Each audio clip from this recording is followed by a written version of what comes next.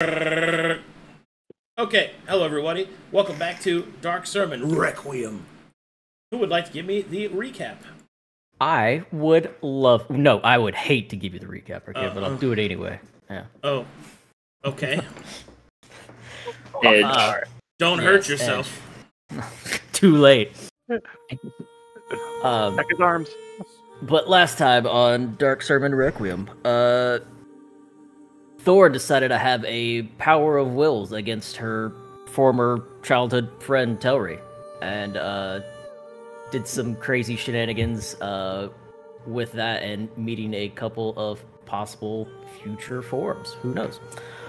And then while she was doing that, everybody else was having a mild panic attack with her being passed out on the floor, trying to figure out what the hell was going on, and before anything too crazily happened, she awoke.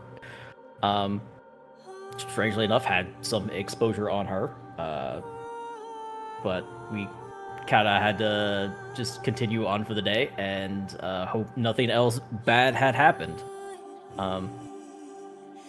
But she took the day off and proceeded to get drunk while the rest of us did our normal duties. Except for Fiona and Michael, who went to the Brass Baron encampment and had a little chit-chat with them to see how they were doing and to kind of get an idea of what they had, which was a larger encampment than what was expected. Mikael is still obsessed with crows for whatever freaking reason, I don't know. And when we got back, we decided to have our nightly meeting once again, and Thorne took off her blindfold and looked at Farryn, and that's where we left off. Oh boy, here I go killing again. Farryn, make me, do you have Arcana trained? Let me check on that. Doesn't look like it. I don't. Make me an insight check then. Okay.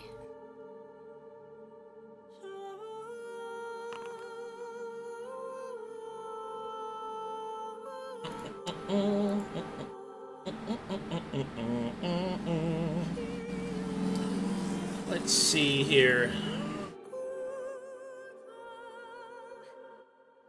She does have Jack of Trade, so she might. Fiona, as Thorne turns to look at you, you notice that the cracks in her eyes across the pupil seem to have gotten worse. Hmm.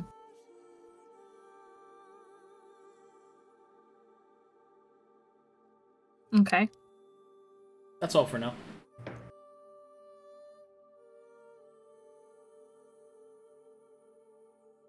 So, how are they, Captain?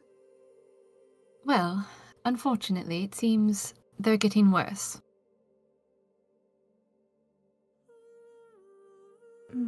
They're more cracked than the last time you had me examine them.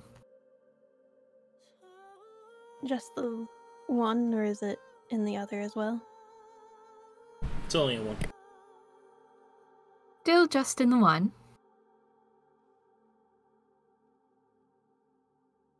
And Thorne will nod and will go to cover it back up. Does that answer your question, Gideon?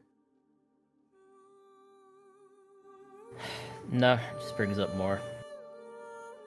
But have to deal with that later. I think this table usually is the later place for asking questions, I suppose.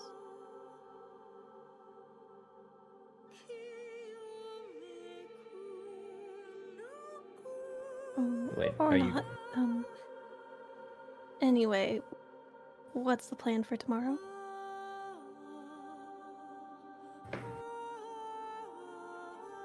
Are you feeling well enough to resume your duties?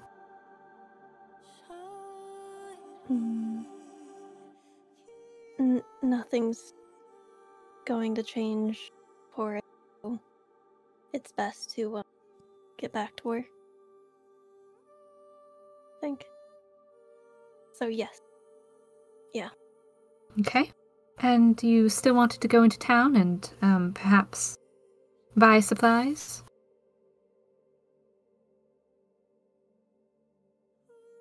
I think Jenny wanted to go into town with Mikael. And so we probably still need to have some people here in case of issues on the estate. And you were Actually, talking about the I think you coming along would be good, but maybe not Mikael. In fact, I might suggest Mythos coming along because he has such a way with perception. He notices things that most of us don't, and I think that would be useful if I'm going into town with anyone. I praise his sharp eyes as well. They've kept an eye on, or they've watched my back in battle, and can trust in them and trust that he can keep an eye out for you. Besides, I think any travel into town should be subtle. As she glares over at Mikael. And our sword brothers are known for having quick tempers and slow minds. Very loud. Ouch.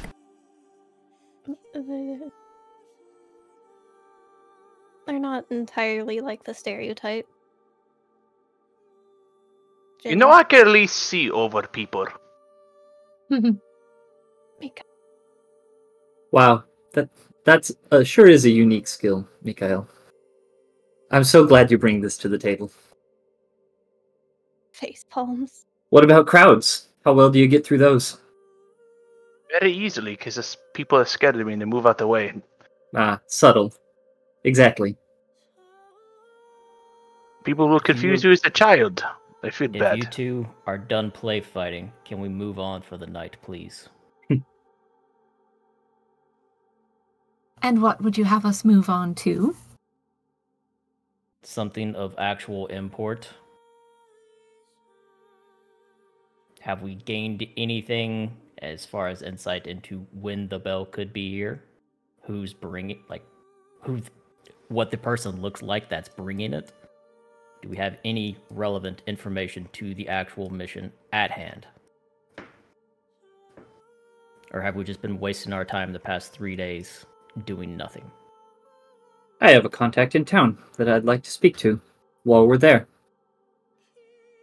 And who is this contact? It is a man by the name of Clemens. He's some kind of doctor who doesn't seem to want the local populace to know very much about him, but it doesn't fool me. He knows more than he says. And how long have you known this contact? I met him once. He was the one who helped us gather the information on the giant ticks around here and how to remove them. I feel if anyone would know more about the comings and goings of suspicious and new people in town, it would be someone like him. And he was nice enough to give me a conversation. Everyone else in this town seems skittish. So a possible resource, not a contact, since you don't know this person. Agreed.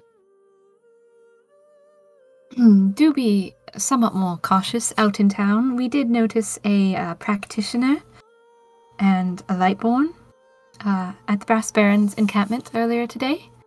We don't want to be recognized. What were they doing here? It appears they were looking for alchemical components. I did not press the matter further, seeing as how I did not want to give away our position. But aren't we meant to reconnect with assets in the area? A Lightborn practitioner could help us. Yes, but reconnecting right outside the Brass Baron's encampment did not seem to be the best place. Making ourselves known to them somewhere more subtle would probably be the better play. And we could probably help with their mission by giving them some of the stocks here if they're looking for supplies. That is among the goals on our list. I'm still not sure if that's something we should engage with just yet. I still find it quite strange that they were down here, alone, not with an entourage or any more of a squad, trying to have talks with the Baron himself. The Baron isn't exactly, or the Baron's men, I should say, because the Baron and his men are not exactly allies of the Church, although they are not necessarily enemies either. But usually the Church's creed for them is keep them at arm's length, and it seems strange that just the practitioner and a Lightborn would be here by themselves trying to intermingle with the Baron's men. We should have more faith in our brothers and sisters. If anything, I think we should speak to the Inquisitor and see if he's aware of their reason for being down here. If they are aligned with our interests, then it would be fine to find a secluded place and have introductions. But depending on how much Inquisitor Cast knows, if he knows anything, it might just raise more questions and possibly concerns. Jenny will nod and unfold a piece of paper that she pulled out of the trunk. One of the things on our list of mission objectives is to seek out Mytherian pious and keep them safe, and not to reveal ourselves in doing this. If there's a Lightborn and a practitioner about, generally they seem to be able to keep themselves safe. I doubt that is who the Inquisitor meant. They also do not seem to be, or at least potentially appear not to be, part of those who were sent on ahead.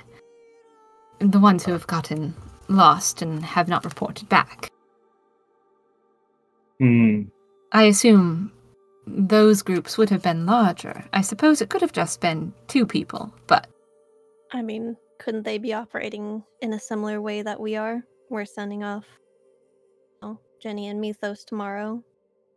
Today it was you and Mythos, and so on. Perhaps. And that is why I'd like to speak with Inquisitor Cast to see if he knows of any such movements. Are we also going to report today's, and I'll look towards Georgie, incident? When it comes to this morning's incident, I had planned on going to Cast this evening, making the journey alone in the shadows. If you like, I will also bring to his attention the other concerns about the Lightbringer and Practitioner. And the Brass Baron setting up his camp? Yes. I'm not worried about the Baron's encampment. If he decides to attack and embroil the town in war, we lose a base of operation from which we need to get the bell, and then we have to spend more of our efforts protecting Ponko. Hey, real quick, I gotta step in here. Thorne, can you adjust your mic? You're cutting in and out. Oh, thank you. Yeah. Continue. A fire will light in Jenny's eyes. If there's war and battle in town, then all need for stealth and all this nonsense goes out the window. We simply find the bell and then leave in the distraction. I don't think that's how that works. Then all of the forces that are against us, everything that wants to munch and crunch on Mytherians, can find us easily. We're outnumbered here, Jenny. She will frown and cross her arms. It would depend on the motives of the Baron's men, though. If they were to embroil themselves in some sort of altercation with the undead that we are seeking to retrieve the artifact from, they would probably much more be distracted by the large force of the Baron's men, rather than a few individuals that they may or may not be able to identify as Church. And it could grant us other opportunities for sneaking behind the undead's ranks if they are distracted with the Baron's men. But we don't even know if they're here yet. We don't even know if the bell is here yet. That's true. Correct. So until then, we keep doing what we're doing now, and we piece it all together as information comes our way. Thorne will look to Gideon, kind of feeling his sentiment. A few more days of information collecting, then. We don't know enough.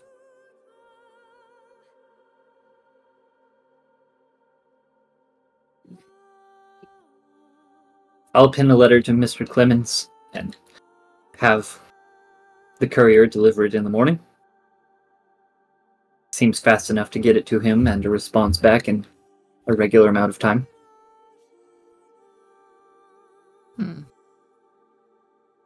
Thank you, Jenny. And you can see her balling up her fists like she is tensing and taking a deep breath for what she must do. Face the mailman. Are you... Our greatest of foes. Greatest of Mail.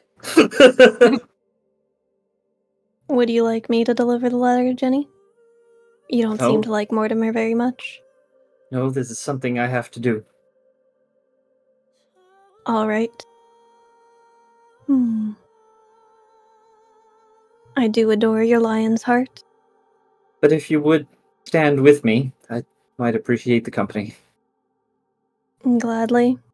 Before you run off, was there anything else that must be spoken of? Not to the group, no.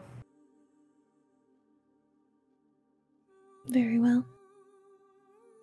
Does anyone want to finish my chips with cheese? Ginny will leave the room. Oh, God. No, thank you. Oh. You got that queso, bro. Oh, my God. Throwing my queso in the trash.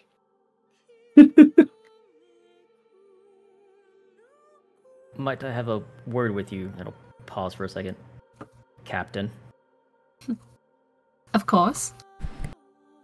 That sounds serious. Do you want me to close the door? I'll close it. Okay. And Captain, do you mind me taking first watch? No, considering I won't be here tonight, please do. Okay. Closes and locks door. Extra nachos and fire. Whoa, dude. No! No, She's gonna lose so much weight. No, Hesbon. No. Why didn't you eat the food? I don't tend to enjoy eating dairy.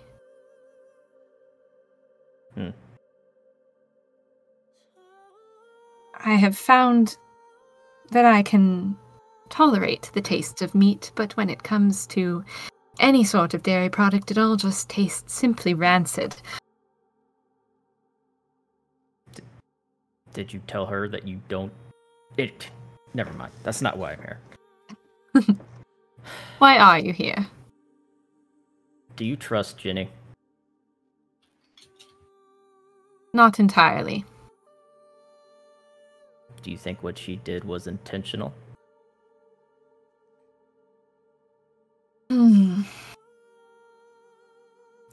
For the sake of the mission, I have to hope it wasn't.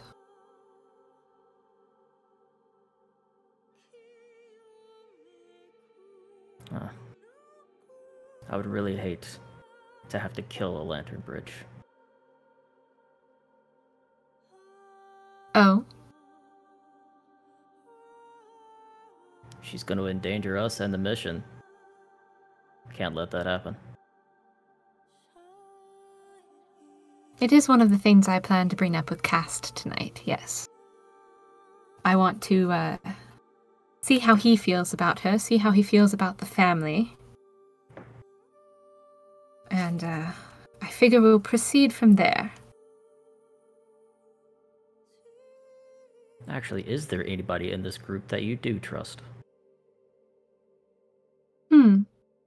Well, I trust all of you as members of my team. I trust all of us to work for the same end goal. But on a personal level, no.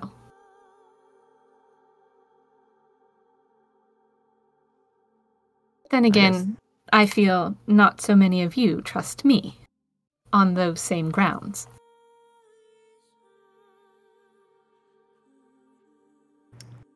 I don't think it's that I don't trust you. It's just... I just don't see you as my captain yet. Mine died. That is was my understandable. fault. Hmm. And it's not that I don't trust Mikael. I'm just angry. I don't know if it's more anger towards him or at me, but I don't like what he did. He should have left me there. He should have left me as a stone statue. That was supposed to be my penance for what I did. And he took that away from me. And cost Ariel her life. So, may I hear it, from your point of view, how you consider it to be your fault? It sounds to me as if you were stone and had little part to play.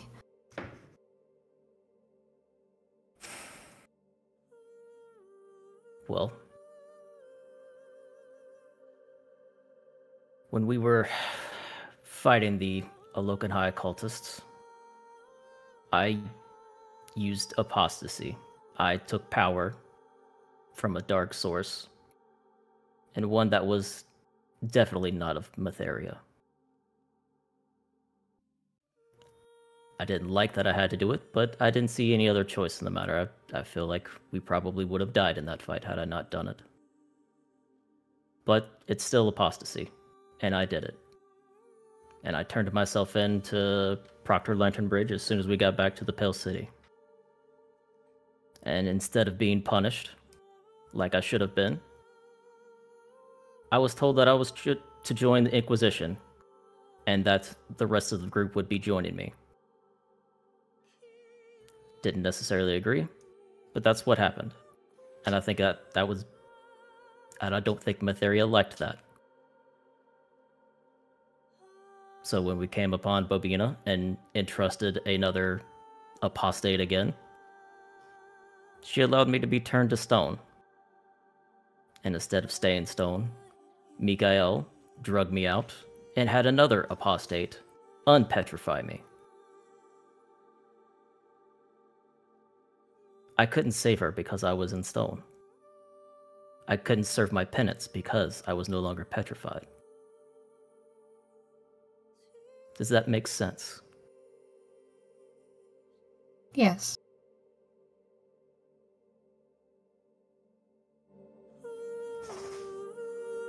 You might be surprised, but I myself grapple with the question of penance and heretical magic. I wouldn't say daily, but frequently enough.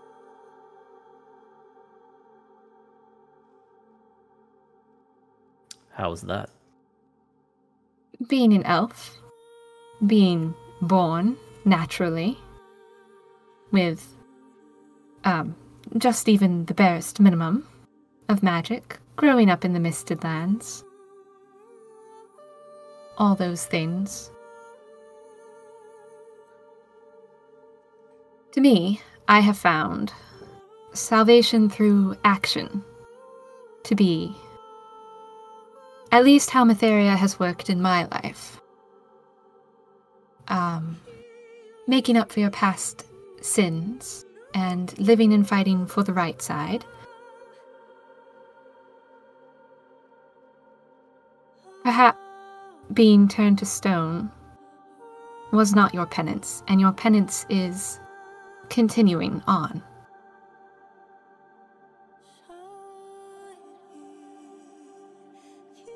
Maybe. And I think we're more alike than I originally thought. There are some similarities to our origin. I too come from a faraway place and imbued with magics that are not of Mytheria. And I'm doing my best to serve her and her light. Another thing that I see is while our magic may have started out as apostasy and heresy, the fact that we have changed our ways and are now using ourselves for Mytheria's light, when we use our magic, I think she blesses it in her own way. Otherwise, I feel there would be more dire consequences. She wouldn't allow us to, you know?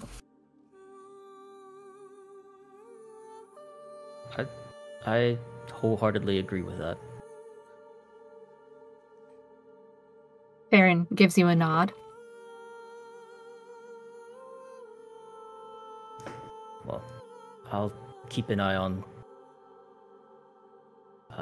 Nova as best I can while you're gone. And I guess good luck. Don't get caught. And I'll extend his hand forward.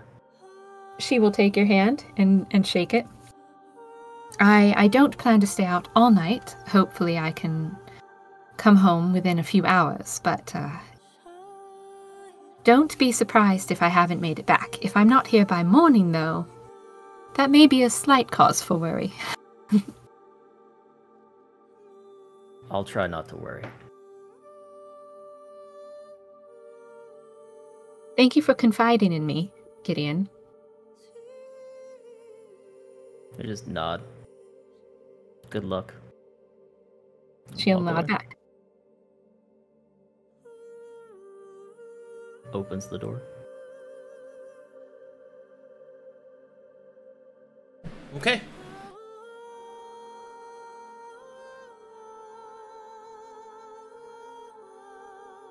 What are you gonna do, Fiona?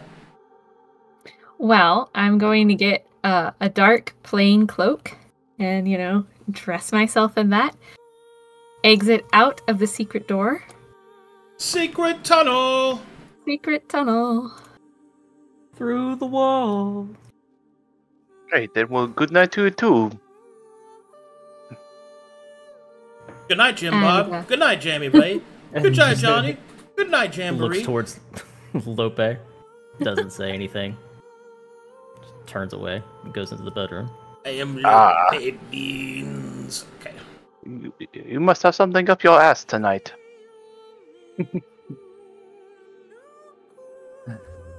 And so, He's so crude. Fiona makes her way to Cast's house. But on the way, does anything happen? It's time for a Gosh, I night. sure hope not. It's time for a night encounter. I would have tried to stealth and sneak through the garden door, which I think is on the east side of the Baron's, well, not Baron's, whatever, Lord's estate. Pinko's. Hanko's estate. Hank on the moon. Let me in. Lemon! No. I miss lemon. Make me a perception check. Okay.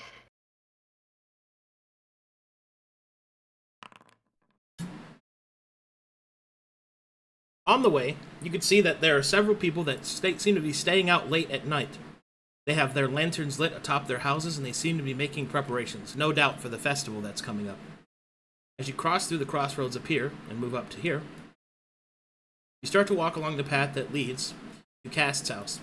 But as you do so, you think you see in the distance, in this copse of trees here, several campfires. Perhaps this is the leper's camp everybody was speaking about. So, you approach Cast's house. If she could come at it from an alleyway and maybe to like the back door, she would. Okay. Felix coming in the back door. You heard it here first, folks. Brought to you by Bitch Made Bradley. A little bitch coming. Oh my goodness. The family company, though. Arcadum is a family company. That's you. That's what you sound like. That's what she sounds like every day. Yes, yes, yes.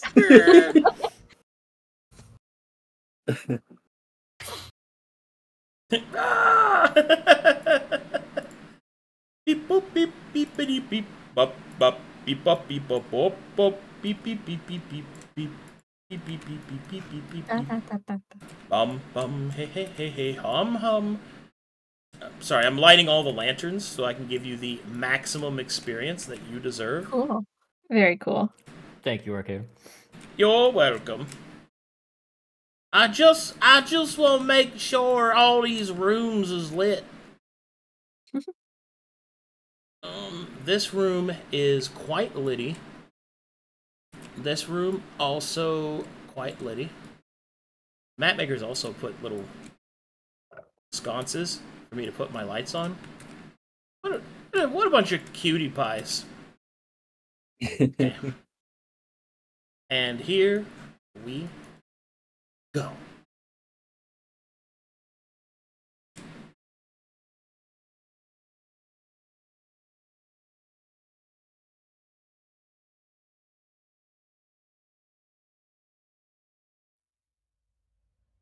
Loading, loading, loading.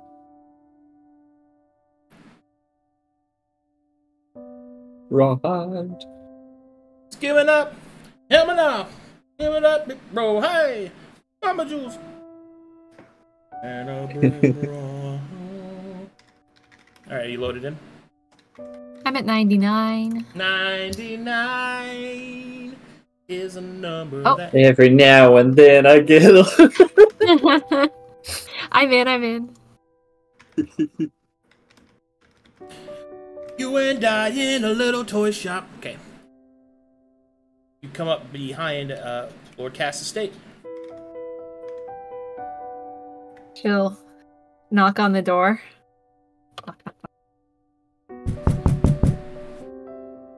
There is no answer. Let me get myself out of here. Wait, are you in here? I put myself at the bottom of the map. Deleted. I was in the office. Thank you.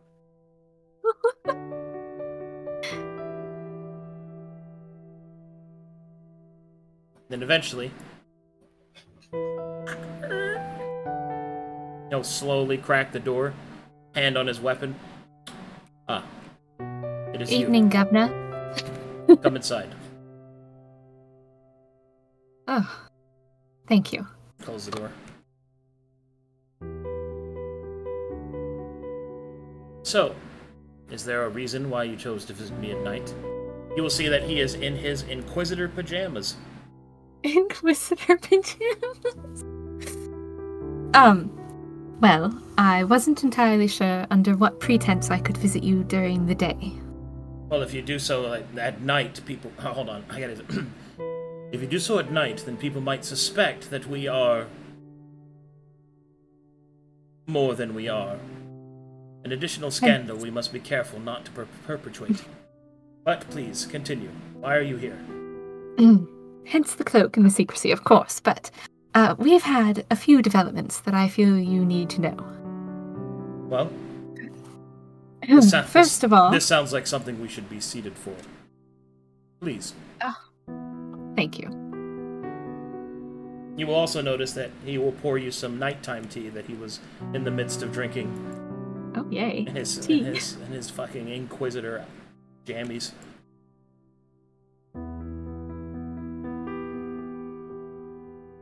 His pants say juicy. No, I'm just kidding. Oh my goodness.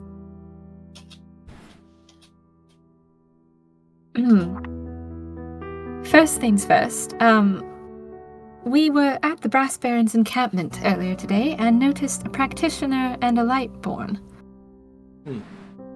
Do you know of a Boran or a Toval in town? I do not recognize those names. A lightborn being here is not of an odd consequence. They are charged with traveling Corvanis. A practitioner being this far to the east is unusual, but not quite for alarm. Why, did you see something? They were trying to enter the Brass Baron's encampment and denied entry, and then they asked us to, that is, Mythos and myself, to go and perhaps find if there were alchemical components in his encampment for them. We declined and went on our way. What kind of alchemical components? I don't remember what they were calling it. He'll frown at that. That is unfortunate. It is. Were we to make ourselves known to them? If you deemed it necessary for the mission. But if they are there to search for alchemical ingredients and you don't even remember what, then perhaps they were not quite so important. Although I do think it is strange that they don't use the proper channels. The practitioners are well supplied as per their contract. Yes, I felt it strange as well, which is why I kept a lower profile. Secondly, we had an issue this morning with our mail. And she'll pull out Ginny's letter and hand it back to him on the table. Let's take a look at that.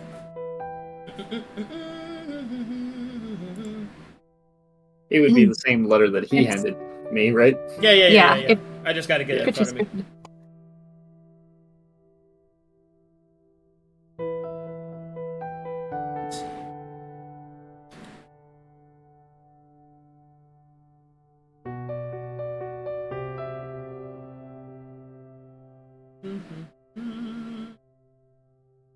I got all these pieces.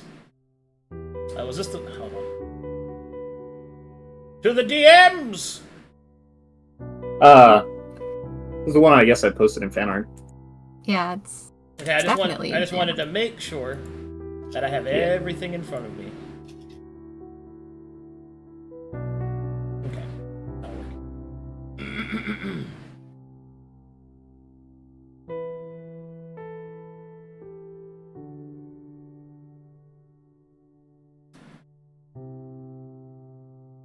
All right.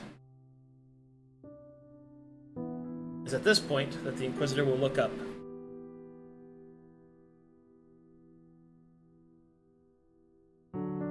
His eye is quite serious. Is there anything that you'd like to say? Yes. Genevieve read this letter out loud to our company, and it seemed to have a drastic effect on Thorne. What kind of effect? She seemed unresponsive. It gave her exposure for being a blank, and the exposure lingers. I also believe that her mind was once again touched by a manner of dark force.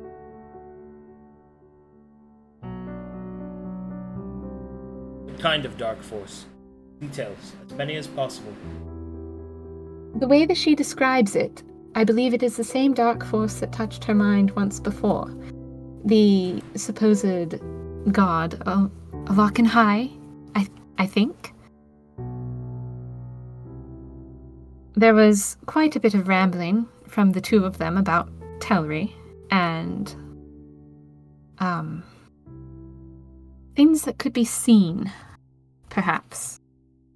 That weren't necessarily what normal eyes could view.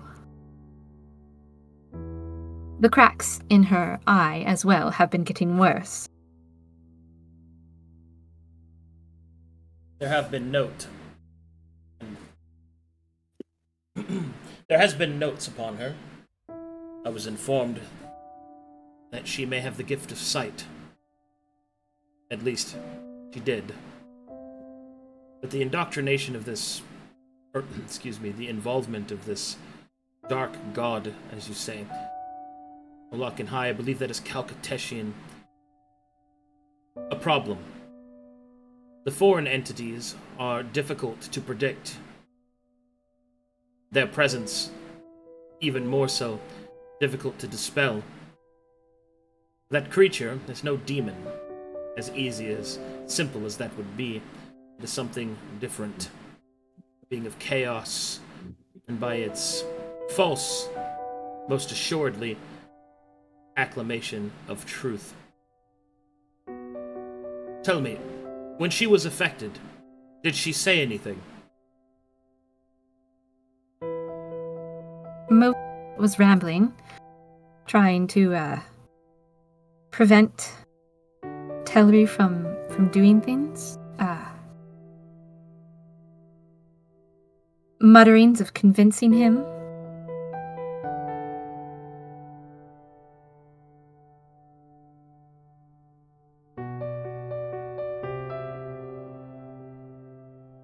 It worries me that Genevieve and Thorne might not abandon their post, but might become distracted by trying to bring Tellery home to justice.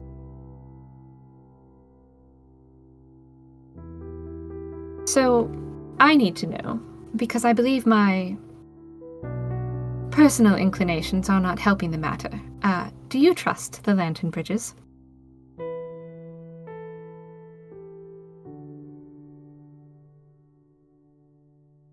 They are a well-respected family, and indeed Proctor Lanternbridge has done much to bring much honor and glory to his family's name.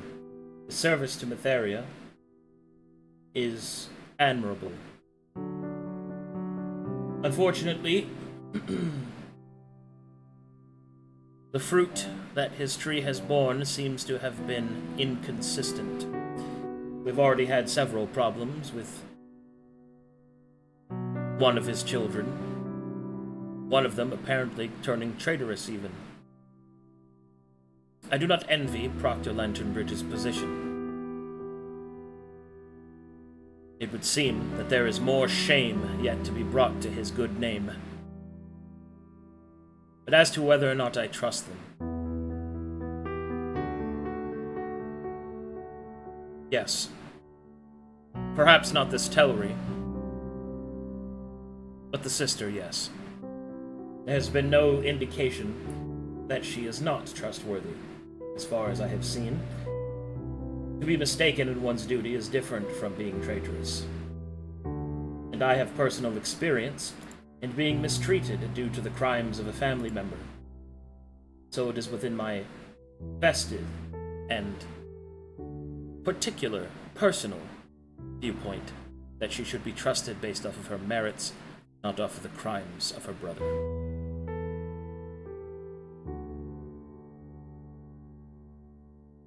If I may be so bold as to speak plainly, this is not the first time that correspondence of Genevieve's has caused a problem. Back at the Abbey, when the altar was broken, Genevieve had come to me that morning with a letter she had received through the portal, the one that was above her bed. We read the letter together, and nothing happened, but when I went to investigate the portal, something reached out to my mind, and, fearing its grasp, I went to burn the letter at the altar, to cleanse myself and it from whatever hold it had on me.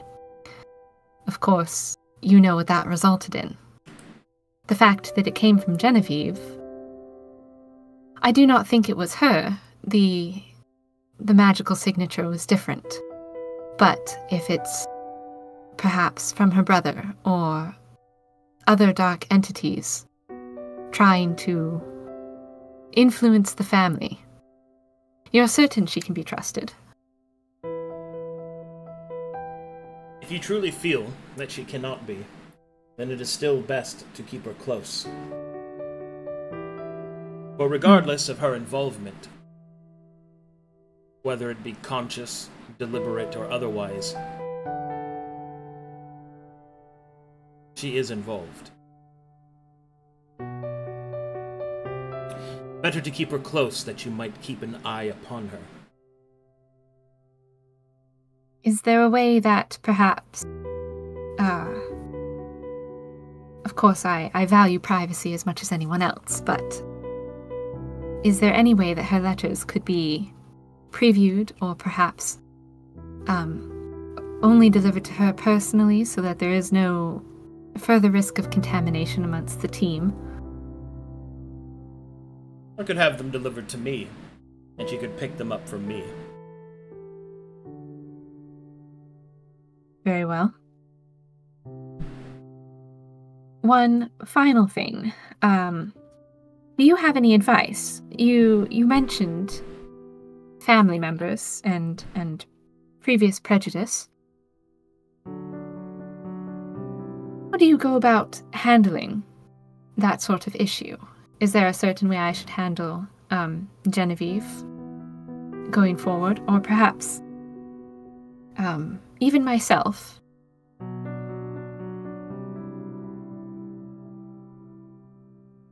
You cannot make their decision for them, so do not try. Attempting to change their mind will only lead to more and more stubbornness.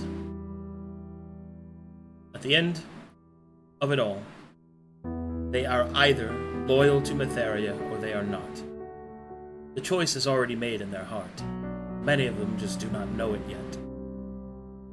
Watch them closely and do what must be done. Do not blame them for the actions of another, but be prepared just in case. Listen, with your hand ever upon your dagger's hilt.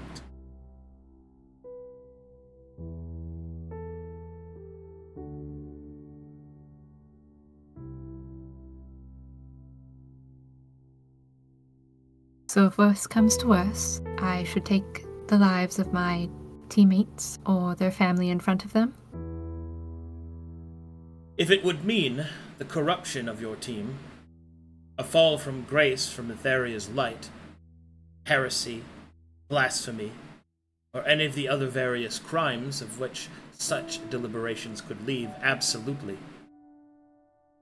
If our principles are not upheld when they are difficult, then they never will be. Armor that shatters the first time it is shown its metal is not useful.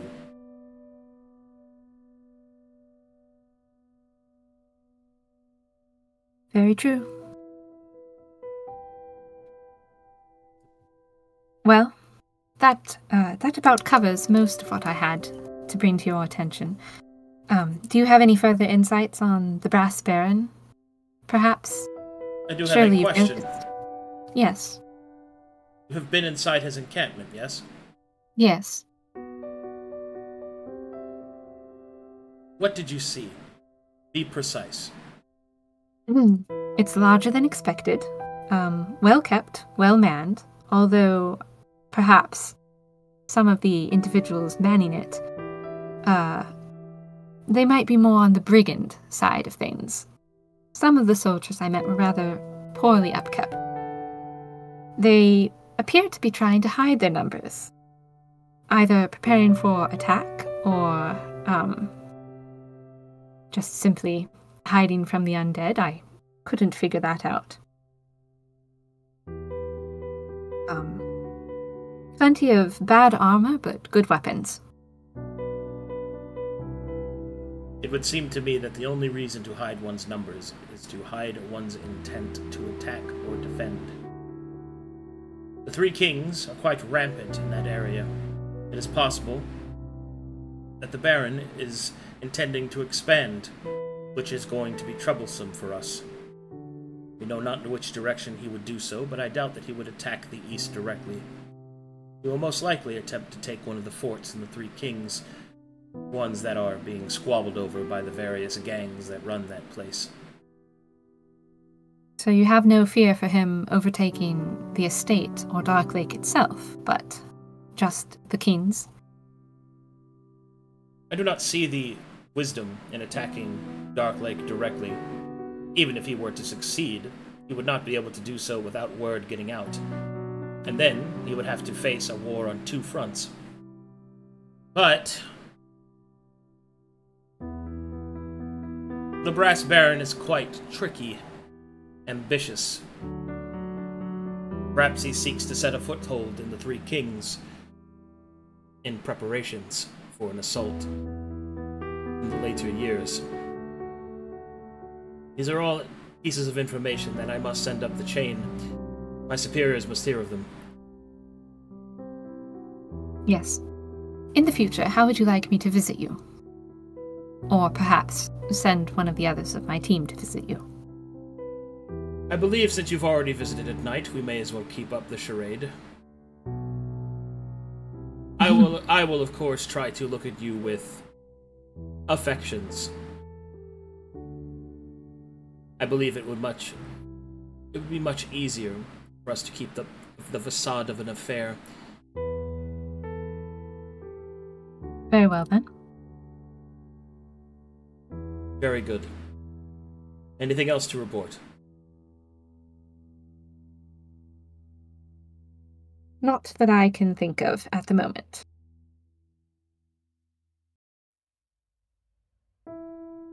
Thank you for hearing me out tonight. Then you should make your way back to your home. Yes. Good evening, Inquisitor. And she sees herself out. He will walk up to the door, and as the door opens and you start to go, he will grab your hand suddenly, and then look around, and then we'll let it go and wave. She will nod and carry off. And he'll close the door. I don't have time for this. Okay. Sits and muses. Sits and is uninterested in that in any way, shape, or form. Don't worry, Farryn has no interest in him either. A useful charade. Go ahead. Do I need to roll stealth, or am I just good for the night? You're good. Awesome.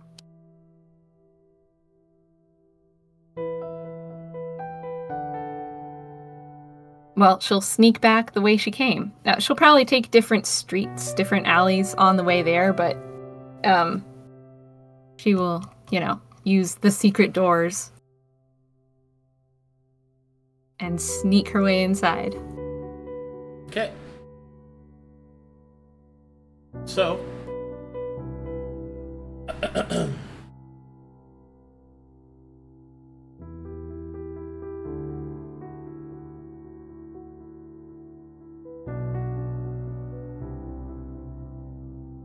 How was your night, Captain? Productive. I'm back now. Anything to report? No, all quiet around here. I haven't seen anything. Very good then. I will go get some rest. Good evening.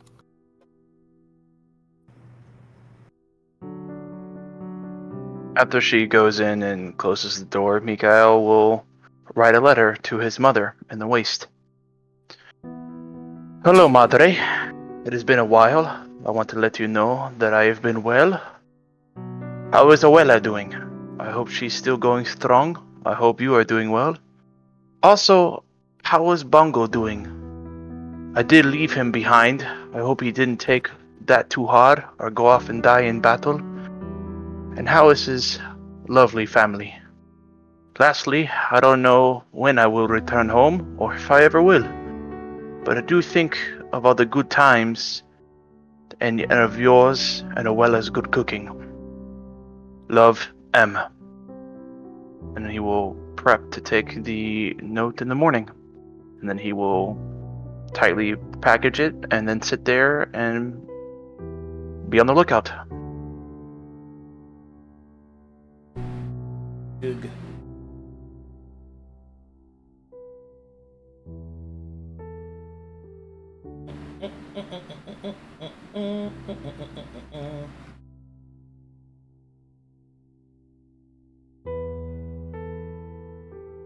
All right, and everyone goes about their days, or their night, goes to sleep eventually as morning creeps its way back over the horizon.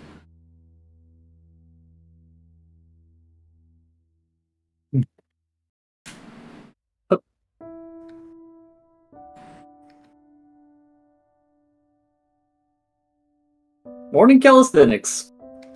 Ha, hoo, ha, hoo, ha, hoo, ha, hoo.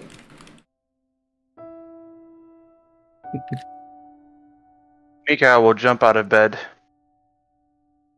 Different than normal. No one's hurt, right? Everybody's good? For now, things rarely happen just as we're getting out of bed. They tend to happen when we all congregate together. Or when we receive mail. Quite right.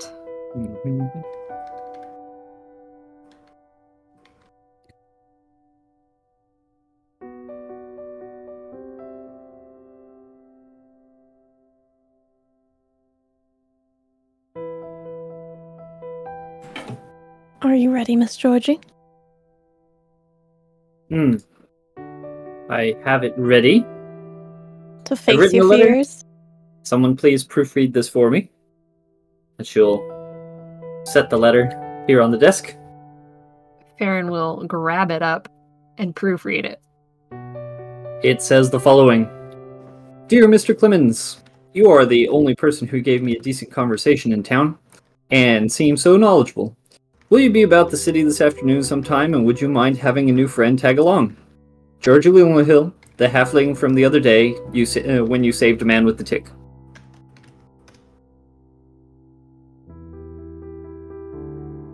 I suppose.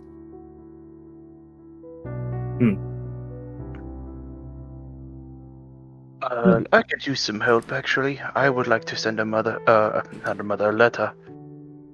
Where do I mark it where I want it to be sent?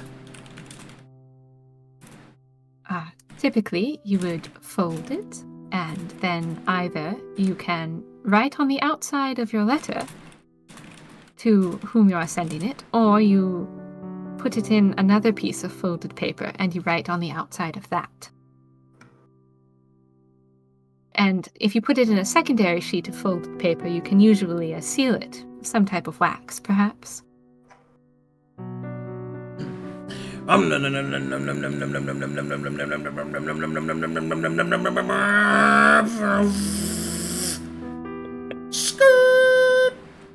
Good morning, Mortimer. Hello there, Miss Nova. There are a couple do you of have any letters. letters? I do not have them, but they're working on them inside. They will be out shortly. Oh, I can Let me wait. go. He'll sit on the ground. Grits teeth, braces. Come on.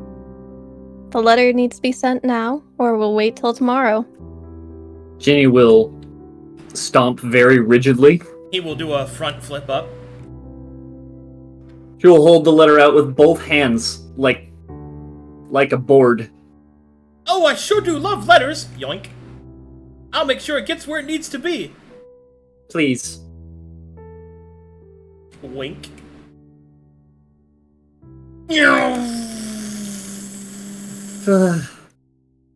She stops holding her breath. She's been holding her breath this whole time. Shoulder pat. Nicely done. Are you ready to take on the day? Now that that's out of the way, I'm sure I can handle anything. Is I there must anything catch. else? Oh, go for it. Oh, sorry. And Fiona will come to the door. Georgiana, before you go.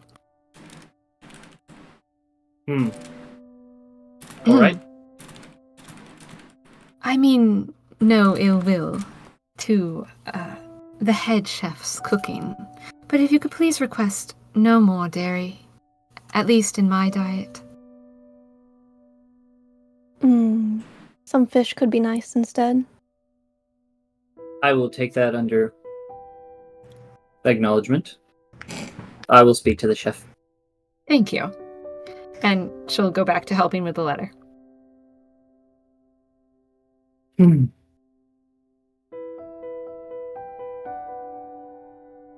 Maybe she'll have us make soup today. Baby, I'll make soup. Baby, I'll make soup. I sure do like making soup, I do. Cooking, there's an art to it. Make a good soup. Yeah, Waymaker. Yeah. Let me just fucking move you up there. Oh, fine. Oh, fine.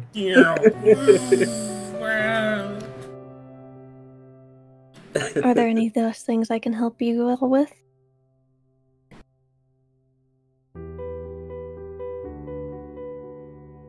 I don't think so.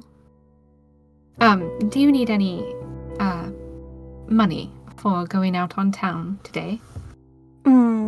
Since Jenny's already going out in town, if you can ask her for, let me think.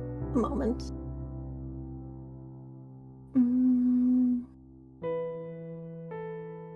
Yes, I think I need some more, milk of lavender as well as contraceptives. Okay, Thank you very much. of course. She writes a little note in her notebook and heads off to her job.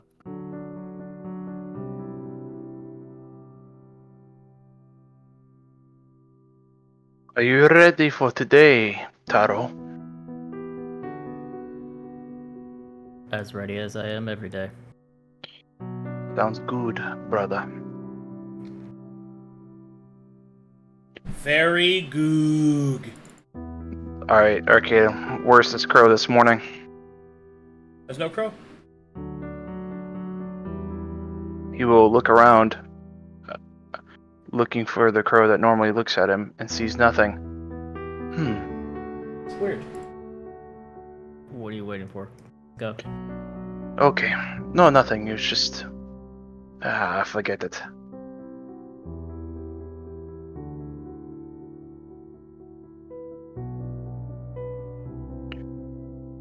How did you sleep, Taro? I didn't. Why not? Had to keep an eye on Nova. You worried about her? Wouldn't you?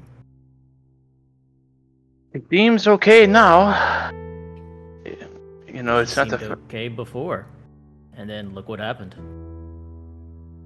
true, but we can't live our life on eggshells, friend. It's not being on eggshells, it's just being cautious. Are you worried she's going to transform into something? No. But she might do something that she didn't mean to do. You know what? Fair enough. We'll continue this talk later.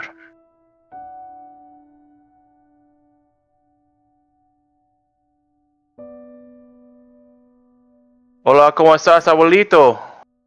Alright, while you guys wander off there, we got some stuff that happens today. Woohoo. First, we'll start with the old man. Yes, hello, welcome. Welcome. Good night, boys. Good day, Captain Cutter.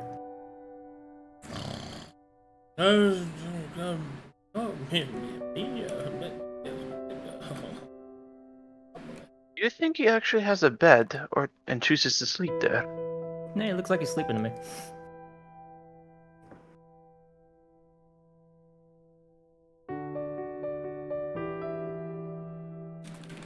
Can't imagine they make him sleep on the bench. I think the stiffness of the bench is good on his back. I know a lot of old people do that. You know what? Fair enough. But I wonder where his wife sleeps. She's old too, but she's not sleep on the bench? Does he not want to sleep with his wife? You know what? Actually, it's none of my business. And then, as we kind of pan camera here, it's a Jenny scene. Duh. Better put on your hat. Putting on my hat. Okay. Caroline Cutter will come in with a bit of a tired look on her face. Oh yeah, Jenny. Got a special job for you today. Who's Ginny? I mean Georgina. The guard. Yes, the guard outside. I don't know anything. I don't know anything. Range. Sorry. You're fine. You're fine. Actually, people do it all the time. I'm gonna call you Jeannie. Yeah, there we go. Oh, I'm just kidding. She'll come in. Oi there, Georgie. I've got a few errands I need you to run. And she gives you a list. Oh. I need you to help out a friend of mine. He's a bit short-staffed today. He needs to help run the inn. Oh, the inn? Well, sounds busy. Will you be okay here on your own today? Oh, it should be fine. In that case, if I could, some of the staff have requested,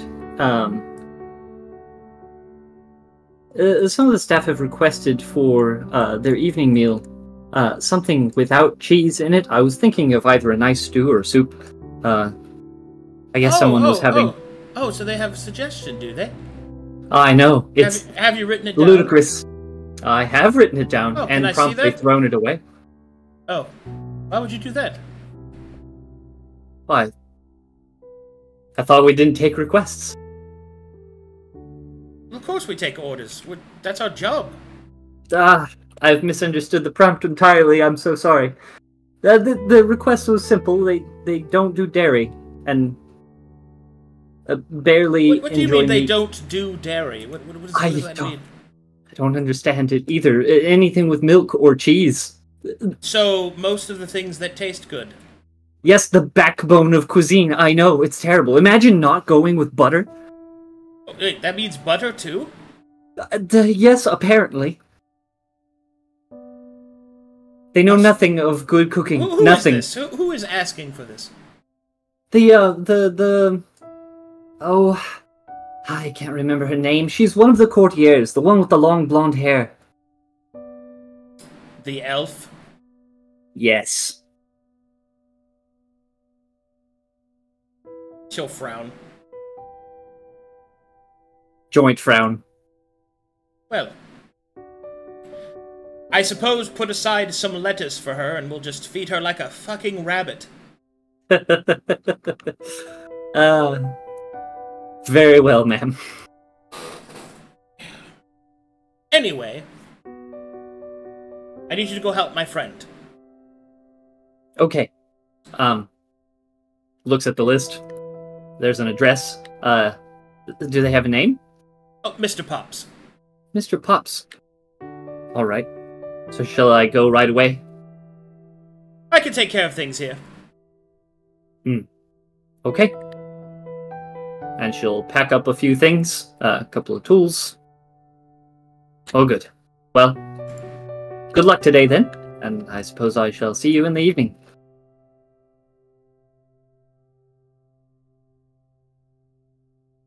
Meanwhile, inside the courtier's office, or in court today's really boring. There's not really a lot of people coming in, and Sir Lemune is kind of sitting on his chair. I could be out hunting right now. Well, what kind of game do they have in the forest around here? Elk, other kinds of deer. Oh, seems the halfling has come to Hort. Oh, I was just leaving a message. Oh. Please, have a good court today. Well, he looks at the note. I liked her hat. Lord Lemune, since court does seem to be slow today, could I ask to be relieved of duty early? Miss Georgie has mentioned that she needs to go into town for some work and would like an escort, so to speak, but one he looks towards the front door. Ah, yes. Less Can't leave a young brutish lady than- unescorted in these parts. There's brigands about. Just go on, go on. Thank you, my lord. And then we will... Fiona will, before he leaves, hand him the list of ingredients that Nova requires. Oh boy.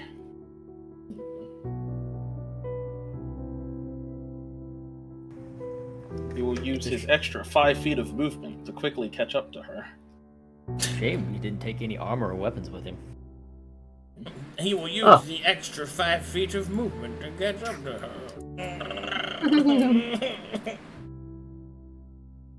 Michael, It's almost like he's fleet of foot. Are you not needed? Wow, I can't stop fleeting Not on my today. foot. Not today, Miss Georgie. Court has been quite slow today. Even the Lord himself was murmuring thoughts of wishing to be out on a hunt and such, so I asked to be relieved of duty early. Oh, good. Well, I'm going to be spending most of the day at an inn, so I suppose you can mingle or something. Very well.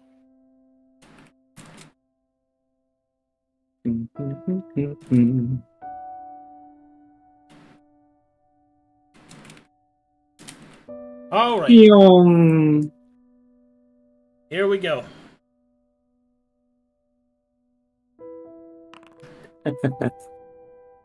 He will be zooming off where the camera can't be. All right, hold on, give me a second. Mr. Worldwide! Mr. Worldwide!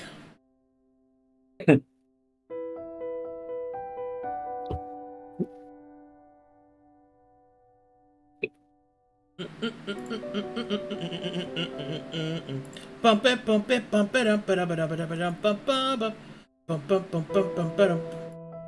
Ah, yes. Quality tunes. May the force be with you. This is May. And it's the fourth. It's the fourth, and it's with you.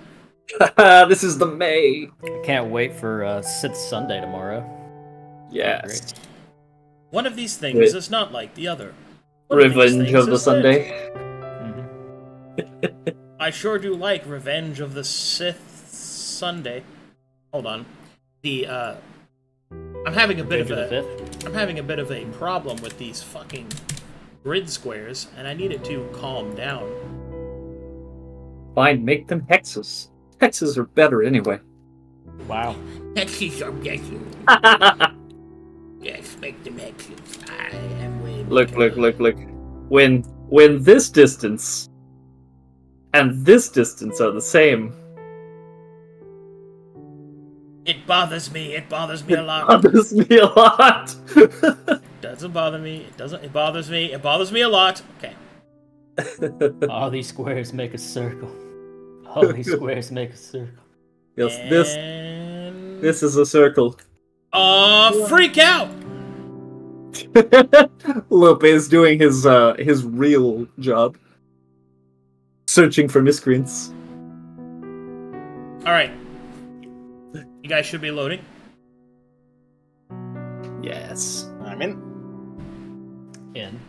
I like the smell of this inn. Hold on, I have new music for you. Waymaker, there's a stage. Now's I know this stage. Now's the time. Now's the time. Now we get the full the Bloop story. The bloop story, please. That's a boy story. I have a much better one. Oh, let's go.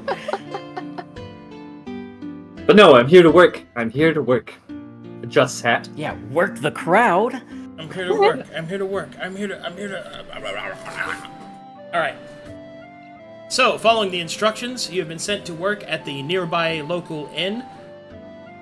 Mr. Pops and Stuffin' Things. A very creative name. Feels familiar. But alright. I'm going to this introduce... part of town before. No, I haven't. I must have missed it. But I'm going to be working. I don't know that they need to see you walking in with me, so if you'll walk in... Oh, I don't know. Give or take 10 minutes. You walk in later. Just away from mingle. me. Yes, mingle or something. Alright. You will be out Good on luck. the street. And Georgie will walk in. Take her hat off. And hop up on a stool to where she's like staring over the Hold up. I gotta load a couple of things. Oh, sorry, yeah. There was a guy there. He just jumped in his lap. Yeah, there's a man. Whoa! Whoa! Hey, buddy! Look at the size of that sandwich. It's almost the same size as Ginny over here. This place understands good food. Look at the yeah, they use cheese in their food. Yeah, lots of it. And real butter. Real butter. I'm about to butter myself. We don't use margarine in here, we use butter. Margarine. What even is margarine? Fake butter? Practically plastic. Animals don't go near the stuff. Nor do bugs. It's weird. It's practically Fun fact of the day, it was actually invented to fatten turkeys up, but then the turkeys didn't want it, so they started selling it to people. Because people eat anything. Brought to you by Milton Bradley. A family company. Man, never should have left the trees.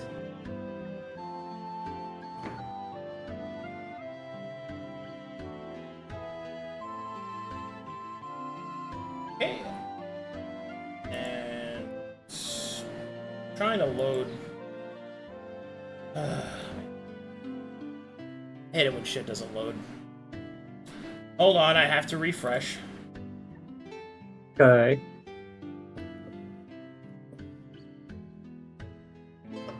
As we're walking to the place,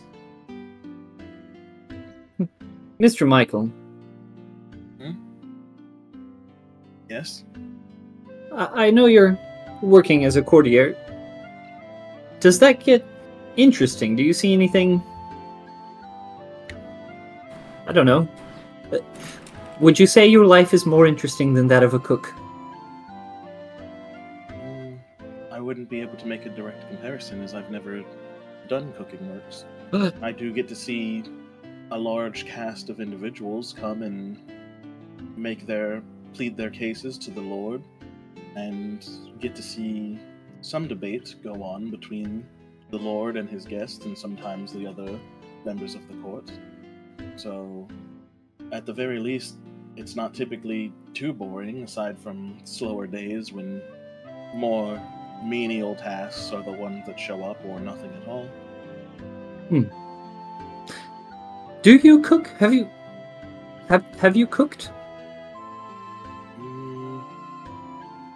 Not particularly. When I was younger, my sister would help me make a few meals, and sometimes I would try to help Mother when she was busier than normal, but personally, I've never cooked anything to sustain myself beyond basics. It's not too difficult to fry some eggs for a quick meal. Huh. So, a survivalist. Well, I guess that's at least something. I feel like everyone should have something they do for the fun of the art. Personally, I like to cook because there's so much that can be personalized. It's rather freeing. Most of my life is very structured, very organized, but cooking doesn't have to be. Do you have an art you pursue of some kind? Something that lets you be just you, independent of your surroundings and your work? No, aside from my meditations, not really. Ginny will frown. I see. It's not something I've had much time to acquaint myself with. He will lower his voice in case other people are around, and he will, while looking at her, make a slight gesture with his head towards his back. I wasn't really allowed to move around unmonitored or do much in my youth, so other than studying and reading, nothing else has really caught my eye just yet. I do enjoy my books and my studies, but I wouldn't exactly call that a hobby. It's not. What do you like to read? He will lean down and just say, the holy text. Good reading, but rather stale. Yes. Well, that and different essays, reports about the political outscape of Corvanis itself and things like that. Just as someone who's not been able to get out into the rest of the continent, it's the only way I'm able to keep track of the different knowledges that span across the continent itself. So nothing. What I'm getting at, I guess. What do you do anything for fun? Just for fun?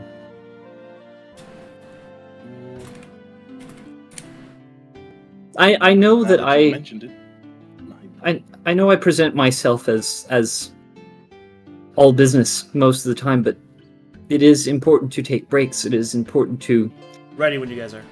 to schedule free time to pursue the you. Well, now that I think about it, I don't believe I have anything like that. My siblings would take me along sometimes to meander in different games and such, and depending on the complexity of the games, they might pique my interest for a short while. But other than just my meditations and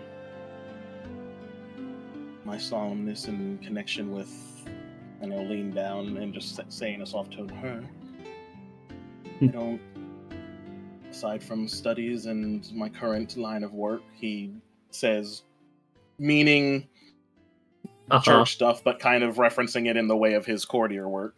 Sure. Right now, I'm just focused on doing everything I can to not be a burden to those around me. Mr. Michael, you're gonna burn yourself out. And I mean that in the most caring way I can present it.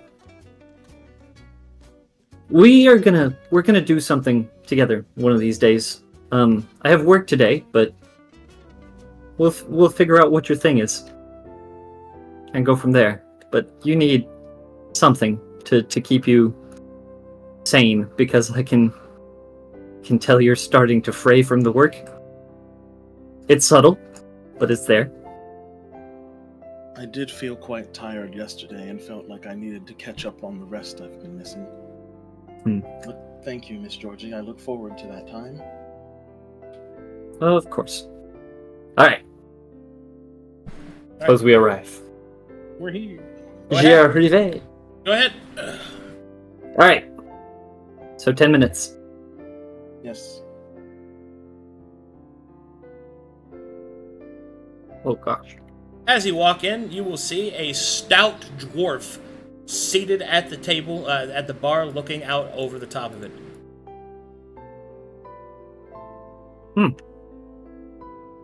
So I will wander my way to the bar. Welcome to Pop and Stuffs on Pop. Mr. Pop, my name is Georgie. I was sent from Look at this Mr. unit. Lord Lemoon's estate. Look at that absolute unit. Look at that wide lad. Amazing. Stout, well-kempt beard. Oh, are you here from Cutter? I am here for work, and she'll hand over Great, the note. send me another apprentice. Teach how to make pies. What? I know how to make pies. Oh, do you? Well, Show they're not me. my specialty, but okay. And she'll hop off the stool and pull her hat out and get to work. He will hop off his stool, and you will notice that he's bow-legged, and he waddles his way side to side to go inside. Show me what you got. Very well. And she'll come over here and collect a pie tin and some things. And By is the there way, a preference for what kind of pie? just make a pie, the best one you've got. Sweet first. We'll start sweet. I don't want to hit you with savory yet, because I'm going to have expectations. Yes. Also, you might want to hurry up. We just had an adventuring caravan come through here, and there's going to be a lot of hungry people that have a lot to do. Ooh. Alright, I'll make an extra large pie then. He observes your technique, and he is constantly in the way because he's so large and wide. Cool. Get to cooking. Okay. About 10 minutes later.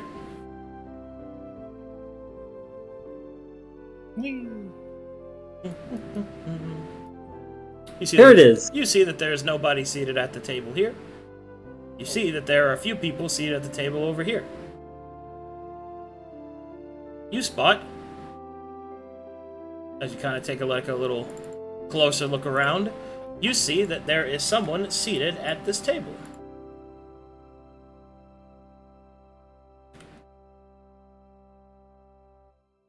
Right there. You notice that they bear the markings of Mytheria's church, although they are subtle. He will just make another perception check.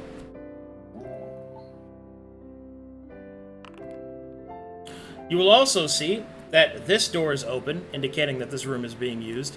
This door is slightly ajar, which means this room is being used.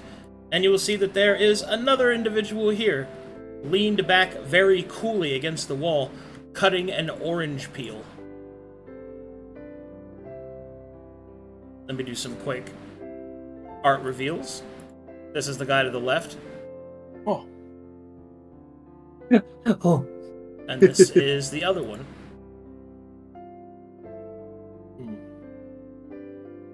Look at that Waymaker art!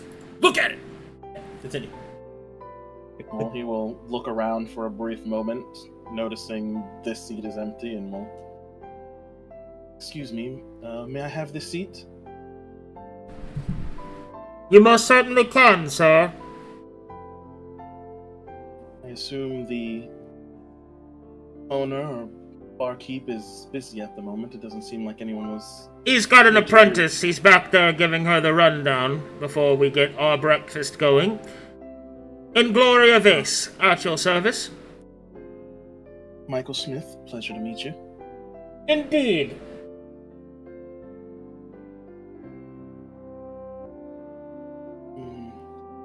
She awkwardly sits there. Might I ask what brings you to this part of town or to Dark Lake? Are you a traveler? Indeed, I am traveling with a caravan, moving up towards the north. We have business in the Pale City. Ah, I see. Is it church business or just mercenary work? A little bit of both, I suppose. And what of you? What brings you to this inn at this time? I am one of the servants of the Lord, and... Oh, a local! A slow day today. Yes. Well, not too long ago. Is it true what they say about the lake? Is it really full of ticks? Oh, yes, I've heard terrible things about things in the water. I stay away from it to the best of my ability. You've heard of it? Well, you've never actually seen any of them? No, I spend most of my time avoiding the lake, and when I do come to town, it's for short stints. One of my companions did recently have a run-in with someone that apparently had a tick on them the size of a person's head. My word! She will visibly shudder. Yeah. He will see if it wasn't for the quick thinking of a doctor, apothecary, or some traveling stranger with knowledge, who knows what would have happened to the young lad.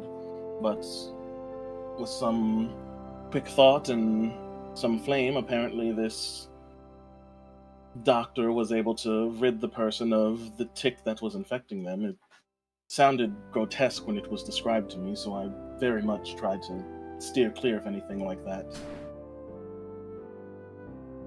Especially with the sickened people that are sadly relegated to staying outside of the town. Things in town just don't seem very well most of the time. It is just for short excursions and a little bit of time out of the estate to re-center myself that I take these leaves when time is available. The person will nod, not expecting that much of a fucking answer. Meanwhile, back in the kitchens, where's your cinnamon? There is cinnamon.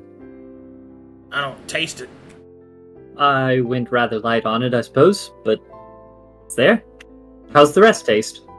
He'll just eat the whole pie. Just What about the customers? What about them? That was for me. Get to work. Oh, okay then.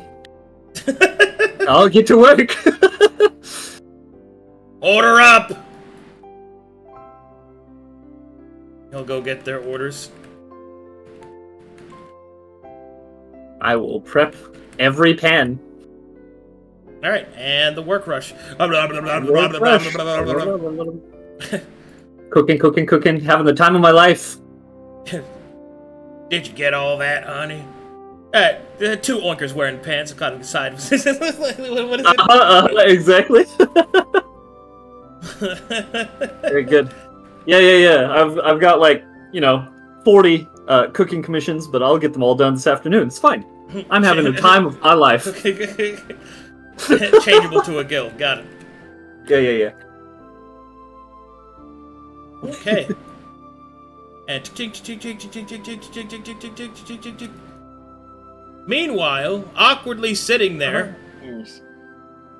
After a brief moment, Michael will address Miss Ingloria and just be like, Miss Ingloria, I do say, you mentioned you were traveling. Have you seen anything strange outside and around and about the Dark Lake? I've been hearing strange rumors about strange entities wandering the forest and the swamps. Is there anything that you've come across similar to that in your time traveling to here or around it, the area? I've seen many strange things. Traveling up and around all of Corvanis, I've seen them.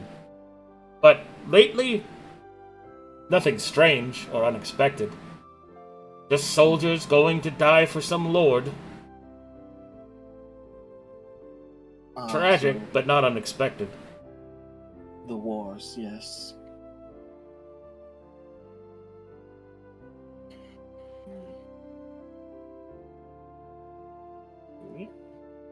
He will eat his food and try not to stare at this man. You wouldn't believe how much that guy's staring at you. He's giving you the stink eye. I mean, he's just looking at you. Has to pretend not to notice. You feel his eyes move across your body. Oh my. Oh my, indeed. Do you feel it?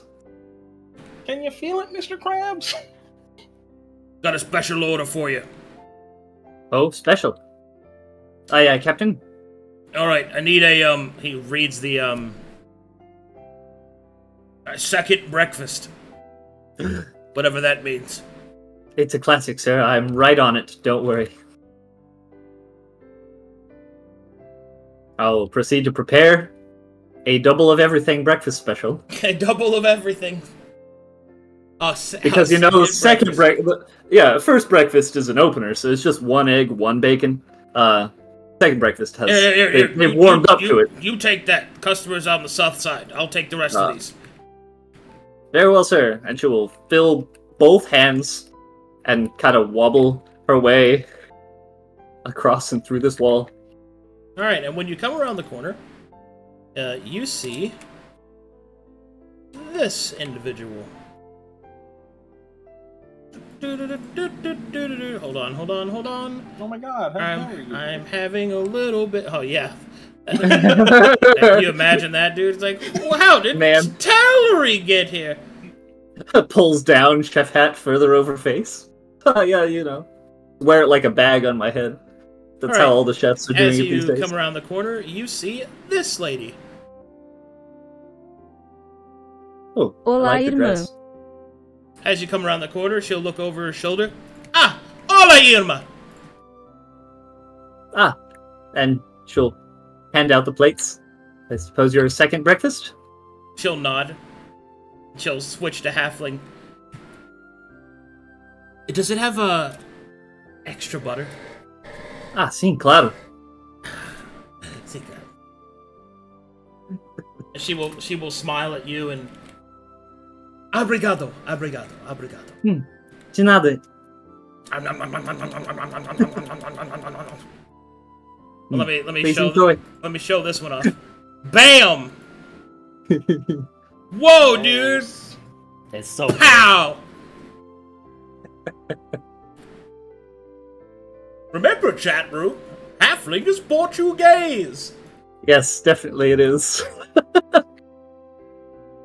As long as I play half the halflings in Verum. That's true. That's how it works.